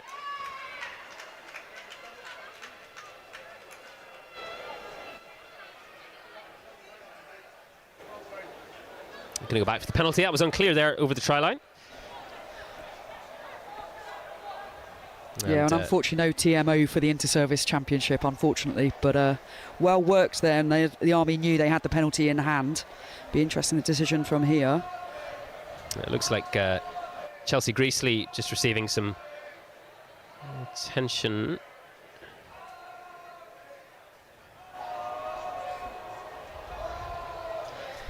Jade doing her best to pour liquid into the ref's ear there. Just having an amicable discussion, as one does on a Saturday. Absolutely. Tactical into the nuances of who was kicking and whether we had enough advantage from that. Just reminding the ref that Jade Mullen enjoys a bit of debate.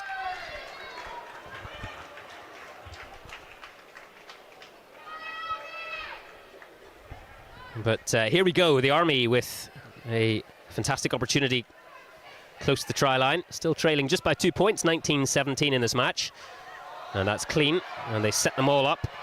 Oh, and that's wonderfully rolled through the Army there, and they must be. Have they grounded it? They have. The referee points for the try. It's another score for the Army, and gets them back in front in this tantalising inter-service decider here in Gloucester. Yeah, and I'd have to say that against the run of play in the second half, however, for the last few minutes, that RAF discipline allowing the Army to keep the territory, drive forward, give them, unfortunately, the confidence on the ball, and they come away with points. RAF will absolutely be disappointed, still a player up. They didn't come away from the Army 22 down here. So, yeah, really, all to play for in the second half, but RAF discipline allowing the Army in there. And showing the importance, John Nyson, of converting opportunities when you get the territory. Oh, absolutely, yeah, and all credit to the Army. I mean, they battled it superbly with down to 14. The RAF unable to take any advantage of that extra player, and it's the Army who have struck back. What a try that was. I mean, you could see it coming, couldn't you? And an opportunity, and then, of course, now for Lou Dodd to add the extras here. And suddenly the RAF, from being in that position, that is pulled way to the left, so it remains 22-19, but my goodness me, what a tantalising match this is. Absolutely wonderful, and well, it's blow by blow really here in this game. The Army with the most recent there, just 3 points ahead now. The RAF running up for the restart, and Charlotte Tweddle is back on the field after that yellow card. So the Army back to full complement here. And the RAF just disappointed, as I'm sure they'll be, not taking advantage of that player over that they had.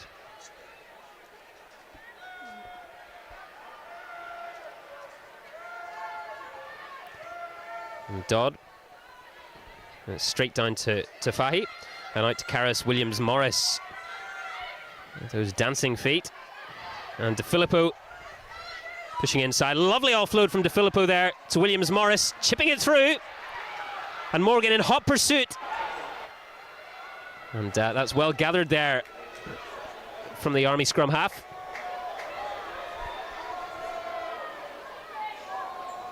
And the Army just slowing it down a little bit there. And Bellhouse looking to power her way through that light blue defence.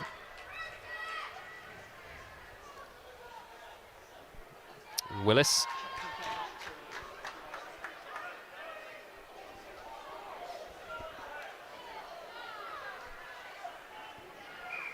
That's a penalty to the Army here.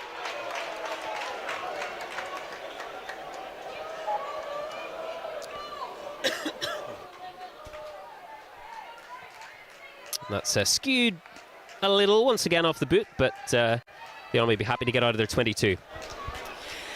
Yeah, again, frustrating for the RAF. They've made the work to get down into the 22, and again, they're coming away without any points. That's key in rugby, keeping the territory, but converting territory into points. So that's twice at the moment the Army have managed to get them out. Conversely, Army, once into the RAF 22, come away with that try. Still all to play for in this game. It's definitely still quite equal, and I can see India has just come off, and Ray Metters has just gone on. And that's an historic moment, Charlie. Yep, so number 36 caps there for Ray Metters. She has just taken over from our head coach as the player with the most caps for the Army Rugby Union women. And while I'm talking about Ray, a quick shout out to her mum Elaine, who always supports her. It's fantastic. And Ray specifically asked me to do a shout out to you, Elaine, so thank you for your support and well done, Ray. Indeed, congratulations, Ray Metters. Fantastic achievement for her. As the RAF go through the phases. Lucy Nye. Oh, and that's a crunching tackle there on Tyler Lewis. And looking to Emily Russell there, looking to move it forward. But the Army come away with it. And, well, Gilmore it was who looked to gather on the left wing. But went backwards into touch.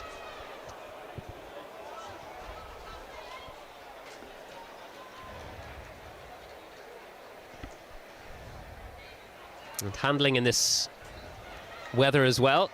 Hot day, potential for sweaty palms. Yeah, sweaty palms. The weather as well really degrades the athletes. So as much as these guys have been training all season, playing, we haven't been able to train at heat. So don't underestimate how much that will be taking out, and especially in this second half, how that will affect. And the head coach's use of the bench now will start to come into play in this game. Fahy out to De Filippo. A lovely offload again to Williams-Morris. Has Greasley in support and offloads that successfully as well. And back to De Filippo. Lovely bit of handling there from the light blues backs. And Murray open side, but the Army looking to jackal. Unsuccessfully on this occasion. Fahy. And stolen again there by Bellhouse. Oh, Bellhouse. Powerful run from Bellhouse, bouncing off several defenders. Silcox in support. And Morgan looks to go left. And Dodd and Willis. And over there to Gilmore. And Gilmore in some space here. Gilmore back inside. And a crucial cover tackle there. But Willis continues it for the Army. Another important tackle from the light blues. Maybe Longworth it was this time. Just feeling the effects of that. Getting some attention as well. But the Army continue their move forward. And Mullen is to Silcox. We saw a great demonstration last week at Twickenham at the fluid movement that the Army had. Oh, and Mullen, can she get out? Jaden Mullen, what a move inside. Wonderful bit of footwork, stepping inside, beating several defenders and getting herself over the whitewash. Absolutely, just as I was describing it, Jade was demonstrating it. The ability to move the ball now in the women's game is fantastic. We saw the display last week. I was actually about to comment on the way that the RAF were keeping the ball alive down here and actually keeping it moving, and then the Army saw it and thought, what you can do, we can do one step better. So fantastic try. Well, we mentioned at the start the impact or potential impact of coming up against a strong side. Both these teams coming up against a strong opposition, and just tightening your game, but also how much it makes you step up to the plate and understand you cannot be off your game at all, especially towards the back end of this game, and things get tighter and tighter. Yeah, and this game for years has been the tightest game in the women's competition.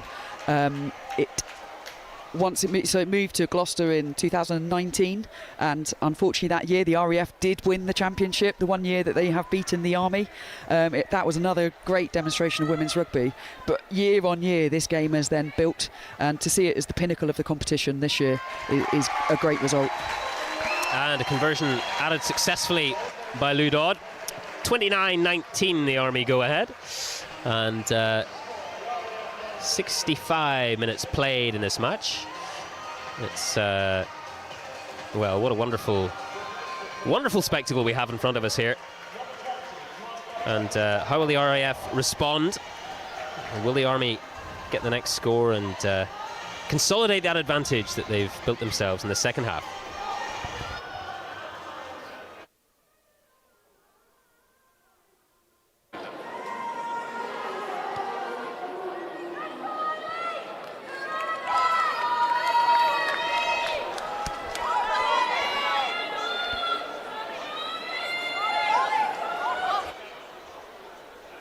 And the ball's gone out right. Here to Lou Dodd. And, well, our ball's just kicked back into touch there. Lucy Nye it was, the RAF skipper, who was looking to try and gather if she could. Yeah, just a cheeky little bounce there for Lou. I know that they'll tell us that they absolutely deliberately meant that, but cheeky little dink out on the sideline. Good tactical play straight from that RAF kickoff. That's what any player in their right mind, I guess, would say when they're kicking and they maybe get a little draw, if you like, in a conversion or a penalty. They'll say, oh, well, that was obviously what I intended. Yeah, Lou's had a good kicking game today, actually. The 50-22 in the first half, the tactical kicking from kickoff, and unfortunately for the RAF, they seem to be sending the ball to Lou from that kickoff. So if I was them, maybe start to kick to a different player from the kickoff, but Lou's dealing really well with it and kicking us straight back into the territory. Nye out right to Kikane. Grand Slam champion with England, of course, Amy Kikane. Back to Fahy. And that's gone deep to Griffiths, wearing the red number 15 jersey today. And looking to move this right. Morgan, her scrum half. And a Tweddle it was, in fact. I beg your pardon.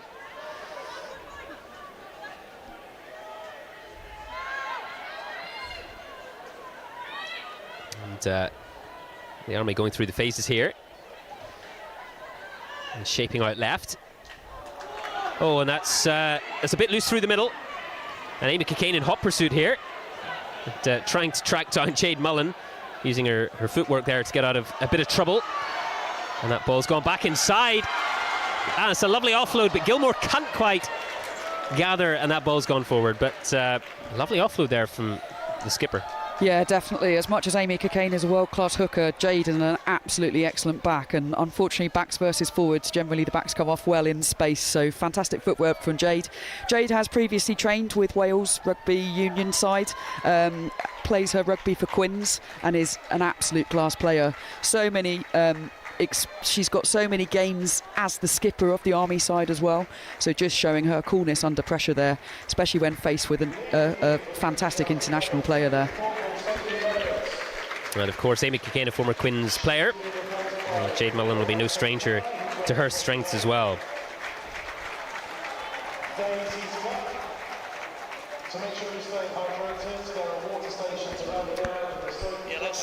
few more mentions coming in. Robert Bell is watching. Good afternoon, Robert. Lex Smythe is watching. Go Army, says Scott Irving. Well, you're getting quite a few suggestions for player of the match. I know you're going to have to make that choice, Charlie, so I won't reveal any of those at the moment, but there's a couple of names who are really cropping up there. Cromscast says Jade is one of the Army women's most experienced players. Not sure who she plays for club-wise, but a very capable player and a genuinely nice person. Yeah, we know that very well, Cromscast. Mark Forsyth, great game so far. Looking forward to seeing a red win here, followed by the Army winning the men's game at 3:15. No doubt who you're supporting, Mark, today. But lots of messages as well for the RAF as well coming in. And yeah, keep those mentions going. Remember, there's only 2 tries in it, so it's not a done deal just yet, as we know well from last weekend at Twickenham. Well, and as we saw in the first half as well, with the Army come back towards the end of the first half. So yeah, absolutely, certainly not writing either side off here. Quality and strength in depth on both benches, so it'd be interesting for the last 10 minutes of the game, roughly. The last 10 minutes of the game, and still very close indeed.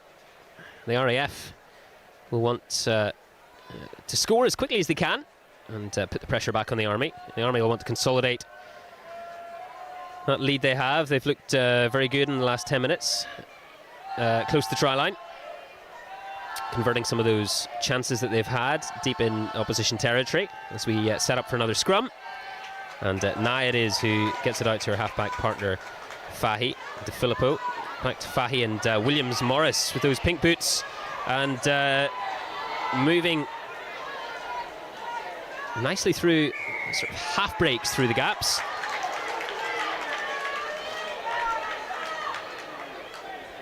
Well, we've seen it in the men's game, we've seen it in the women's game. You do see some backs in particular wearing brilliant colours now of boots, and makes them hard to miss on the pitch. I was going to say, you have to have supreme confidence in yourself to wear the only colour on the pitch, because you're very easy to identify for both the commentators and the referee. I thought you were going to say it's only backs who do it.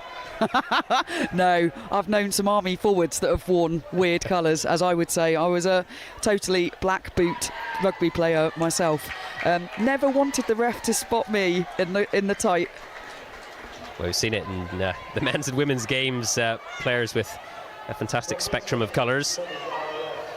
And we have another Army line out here, and Morgan out to Mullen, and Dodd midfield has had a very busy day, but that's gone forward, and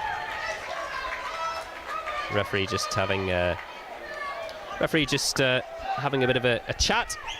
Lou Dodd saying, well, reminding Lou Dodd that he is indeed the referee. And Lucy Nye with the ball once again.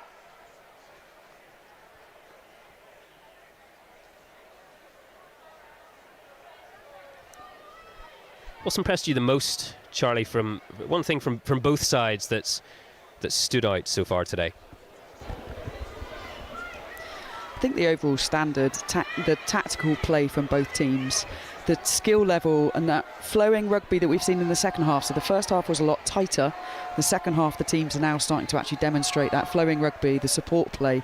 That for me is the real game changer this season. It's almost that All Blacks style from both teams. Both teams are able to do it. As I say, it's high risk though, as it is with the All Blacks. If you make that mistake, both teams have those players that can absolutely blister away and score under the post, as we saw. The ball retention, the intention as well to create some of those gaps with the offloads that we're seeing has been very impressive from both sides today. And Charlotte Tweddle comes off, and it's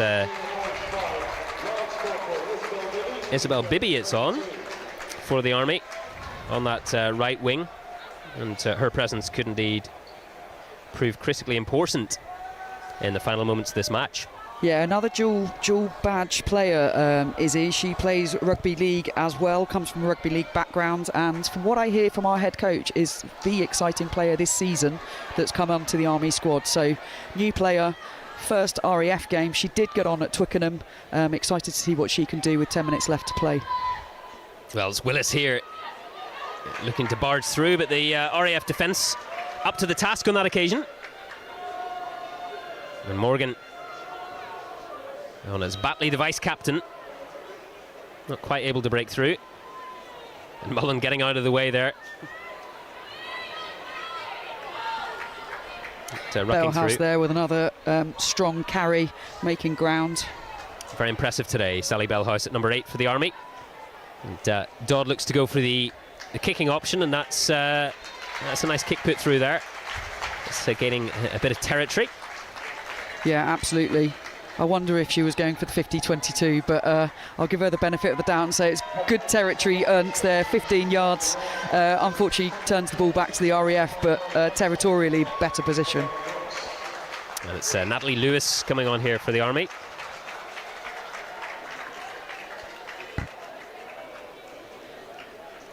And Sophie Benevent coming off.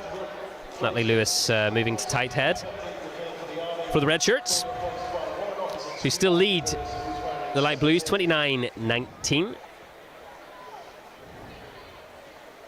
And the referee just making sure. And we've got another change, this time for the RAF. Evie Longworth, number 14, coming off. And Leonie Mann, 23. So changes on both right wings. Absolutely, and I was just checking my stats there, but had Ray not come onto this game, Nat would have gone joint leader with the 35 caps, but as Ray stole that earlier and pushed it to 36, Nat doesn't get that privilege. John with his nations, you with your stats. Absolutely, it's important.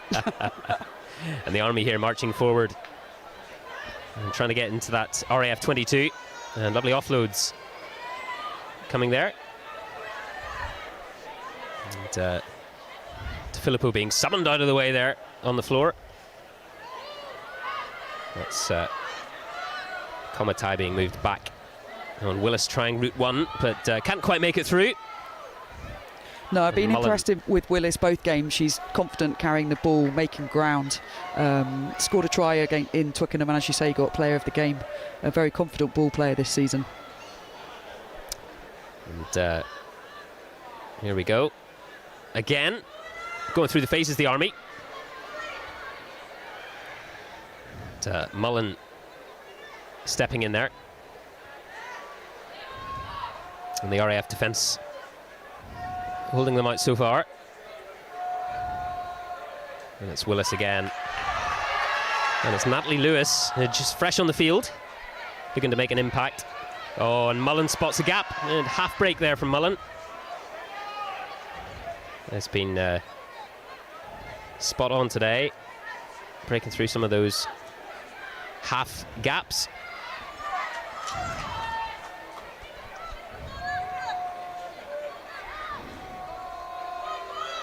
As they continue to rumble forward, the Army.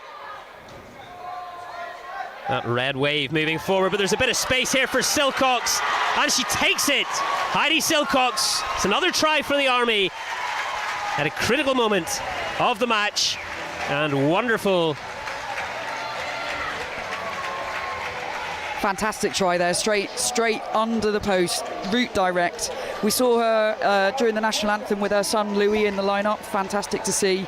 Another stalwart of the Army rugby team, and was named as the MVP this season by the head coach. She's had a fantastic season. It's great to see her scoring here today. Rewarded for that fantastic season. And well, that's it's looking like that's secured the game for the Army. They're certainly gone a long way towards doing it, especially if Dodd can add the 2 points from this conversion. That puts them into a very commanding lead indeed. And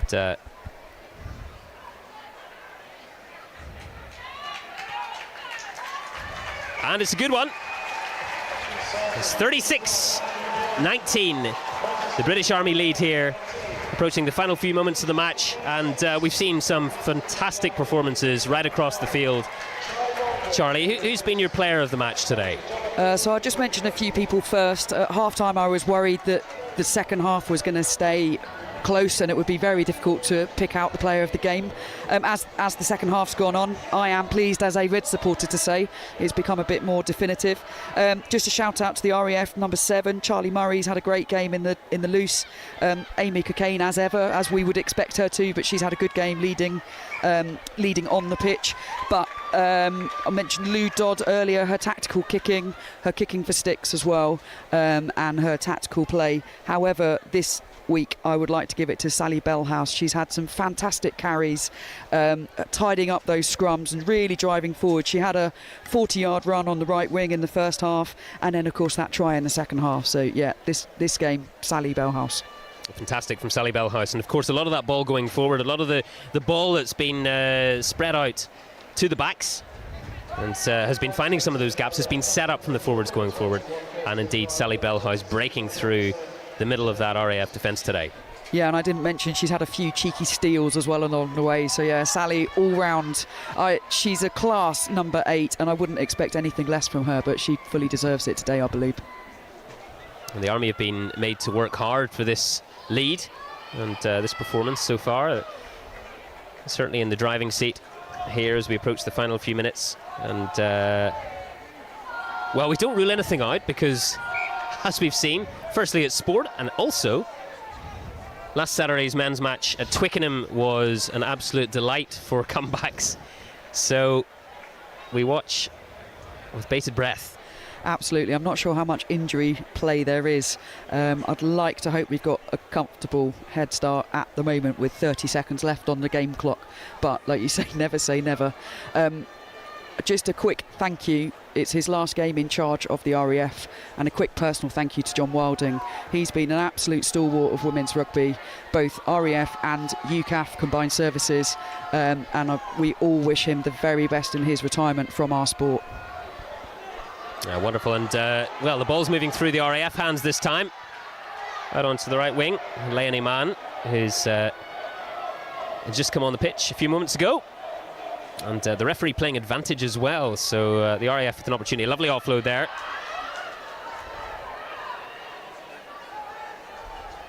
Oh, and Lucy and I wrapped up in defence.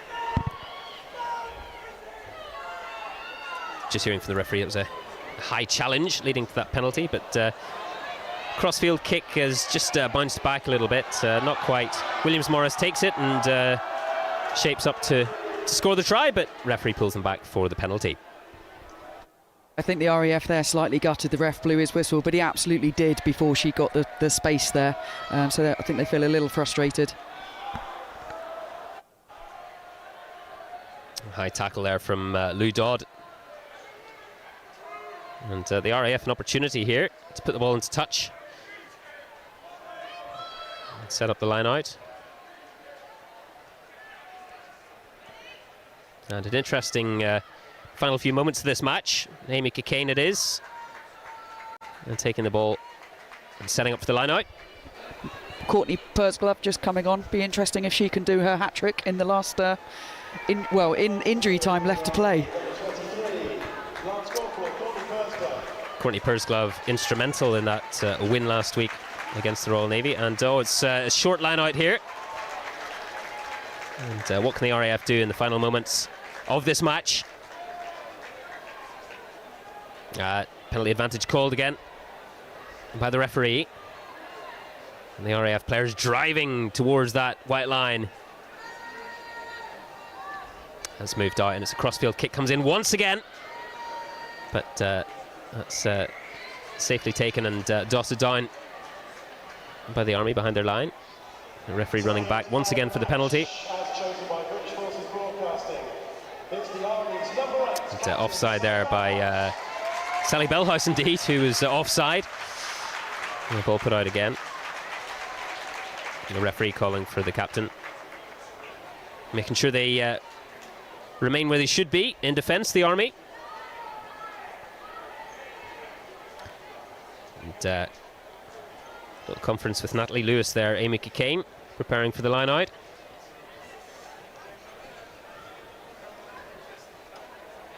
And Tadman takes it in.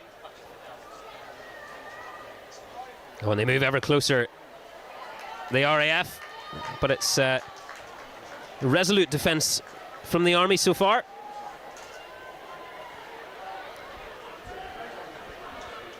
And that spins round, but to no avail.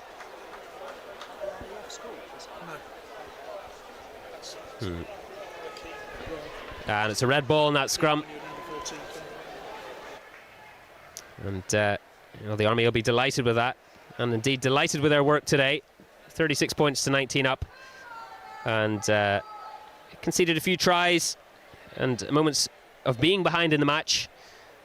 But they've responded well in this second half, Charlie. Yeah, absolutely. I was just checking with John that I've got the statistics right, and actually they've, in fact, I'm not going to say it yet, we're still playing. However, Huddy can be pleased of a half-time chat, I believe. Looking for an exit strategy here, as Dodd, once again, as they have been all day, clearing, but only as far as Lucy Nye. And Fahy moving it out once again to the dangerous Williams-Morris. And back to Orla Proctor, the player of the match against the Navy, Orla Proctor. And it's been ripped by Sally Bellhouse. One of those great challenges you were mentioning. Yeah, she's such an intelligent player. Generally, that decision making on the ball, always knows when she's on the right side. Well, I can now say it. The Army have kept a clean sheet in the second half. I was panicking then, I'd given them the commentator's curse. But yeah, clean sheet second half. You can say it indeed, and the Army can celebrate indeed as they've won this Inter-Service Championship 2024. A brilliant victory over the Royal Air Force here at Kingsholm in Gloucester. 36 points to 19. There were moments where they conceded, there were moments they went behind, but they've kept their medal here, and a very impressive second half. John. Yeah, I must just mention actually Philippa Andrews enjoying watching Emily Russell, our own Stamford women's rugby juggernaut, whilst also supporting teammate Sarah Mitchelson's Army side. One of these two finished being opposite sides. We are looking forward to having them back at the club ready to take on Lincoln in the NDL Cup final at the end of May. Loads of messages coming through, obviously, and massive congratulations to the Army. And absolutely right, Charlie, that the RAF unable to cross the opposition line in the second half. That was crucial. Just noticing all the time, every time that that Caris Williams-Morris was anywhere near opening up and running, she was denied by great defence from the Army. And look what it means to them. Look what it means to them. Wonderful scenes. The Army players dancing and celebrating, and jubilation on their faces. Disappointment, of course, for the RAF, but a word for them, Charlie, and the opposition that they've brought today. Yeah, they brought it today. The second half, yes. I actually think they got frustrated in that when they were the player up, they just couldn't find the space. I was saying they've got some intelligent players, and they just unfortunately kept hitting it up Route 1, where the Army ultimately wanted them to come. However, the first half, what a blistering first half for the RAF. I was extremely nervous, I have to say. The second half, I think the Army strategically played the better game in the second half, and absolutely all credit to the Reds there for keeping their heads after going down to the RAF as well. And actually, that we were talking about the psychological impact and the 1% throughout this game. They kept that momentum going for 80 minutes. Onto the pitch, and Kath Brazier is speaking to some of the joyful Army players.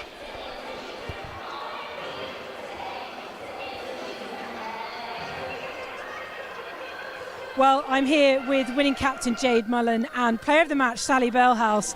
They're both still full of deep breaths. I'm worried I won't get a word out of you, but wow, what a game you've just given us there. Yeah, we really didn't switch on the first half, and left our coaches, our team, a bit shaken, but the half-time chat, we came out on fire the second half, and I asked the girls to dig deep, and they all did, and left it out there on the pitch for me, and I couldn't be more grateful and buzzing to be their captain and to be a part of this team. It's a privilege. A lot of people ask whether it still matters, and I think just in that sentence and saying that how important it was at half-time, it clearly does still matter. Oh yeah, 100%. Like, we went 16 years undefeated until 2019, and then obviously COVID struck, and we want to keep that reputation. Like we're the British Army. We want to be the best, and we showed it today, hopefully. And Sally, come on in. You're making a habit of this player of the match. You know, you got one last year, and I'm sure you get creative for it at some point. But how did you feel that? Did you feel like what Jade said? You felt like you controlled it better in the second half? I think definitely. I think even the second half of like the first half, we sort of came back out and showed what we could do. But I think what Jay said, this team, that's what red shirt rugby's about. You don't always sit on top the whole time, and it's how the girls, as a team, sort of respond to what happens. And we took 3 tries pretty quickly, and then every single person behind the post was like, that's fine, let's go, and they fixed it. And I think that calm head, you can't do it if you're not in a team like this. In your position, you have to be that calm head. So what were you saying to the girls on the pitch as you sort of came about your comeback? Just like anytime anything happens, it's just that next job. It's like everyone tries their best, everyone's human, mistakes happen. So it's just that next job, park it and move on. And we've been working really hard on that as a team to get that mindset of doesn't matter what's just happened, you can still deliver the next second. But Jade, you can feel for the RAF because they're just as determined as you, obviously, and they really want that second scalp, having beaten you in 2019. But if anything, them getting better means you only get better as well. Oh yeah, 100%. Like the fact that they had like some of their internationals today obviously lifts their spirits. And luckily we had Abby Dow for shirt press this week, and she gave us some like really motivational words. And it's like, if you come onto the pitch thinking someone's better than you, then you're mentally not going to be prepared. So you've got to have the belief in yourself. And if we all decided to believe in each other, believe in ourselves and believe in us around us, and we put our trust in one another out there on the pitch, and the girls really showed that today, and honestly I couldn't be more proud. But I'm really grateful for the competition for the RAF and the Navy, and it's great that the competition's getting better and tighter, and it means it's an actual good game of rugby. Well said, Jade Mullen, winning captain of the British Army and player of the match, Sally Bellhouse. Congratulations. Well, Jade Mullen there, jubilant as the skipper for the Army. Jade Mullen, exhilarating performance from her players today, and a brilliant couple of weeks it's been for them. A 78 points to 5 victory at Twickenham last weekend, and 36 points to 19 today. Wonderful performance from the winners of the Inter-Service Championship this year. And well, it's only one half of today, because we've got the men's match coming up this afternoon live on the Forces News YouTube channel, Rugby Pass TV. We're absolutely thrilled for that. We'll try and get our breath back, I think, first. But very quick to the two of you, Charlie. Firstly, they spoke, Sally and Jade, of the camaraderie in the team, and a very special unit. The bonding that we've seen over the last few weeks has been very, very impressive. Yeah, absolutely. The Army team, not just for this year, but basically the Army team prides itself of being a squad all season. So operational commitments, work commitments, everything gets in the way, but if you don't represent the team throughout the season, you will not be in contention for the inter-services. Every player that wears that red shirt knows that, and for us, we believe that's the thread that goes through our team. So when you get to a game like today, you do have that belief in every player around you, because we've all fought to get to the park and to earn that red shirt. And I spoke about the pride earlier of representing your service. It really is pride in that badge that drives those players through. And John, you've spent some time with the RAF women over the course of the last few weeks as well. We heard from Sally Bellhouse that word resilience and bouncing back from disappointment or periods in games where you've been behind. How will they bounce back from this, and how much optimism will they have looking ahead to try and get an next inter-services after their last one in 2019? They've always got to be optimistic, Si, of course, and just looking at the team down there now, John has got them there in a huddle, and he'll be just sort of saying how proud he is of them. Just as Huddy will be doing the same for the Army, because both teams have been absolutely magnificent today, and all the comments coming in just congratulating both teams really on a fantastic game of rugby. And as someone actually said in one of the comments, that these players are not used to training in hot conditions like this that they've had to face today, and they've both done really well. But at the end of the day, the Army were their resilience just shone through at the end in that second half, denying the RAF an opportunity to even cross the line when they'd scored 19 points in the first half. That was a remarkable performance. Just a few people just sort of saying, Ros Tarnowski's watching. John Douglas, great game by both teams. Congratulations to the Army ladies on their win. And first game under the belt, come on the Army in the second.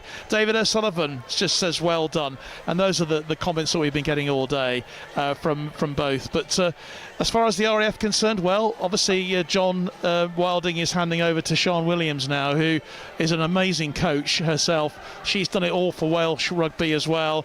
And so they will go forward. They've got the makings of a really, really good side.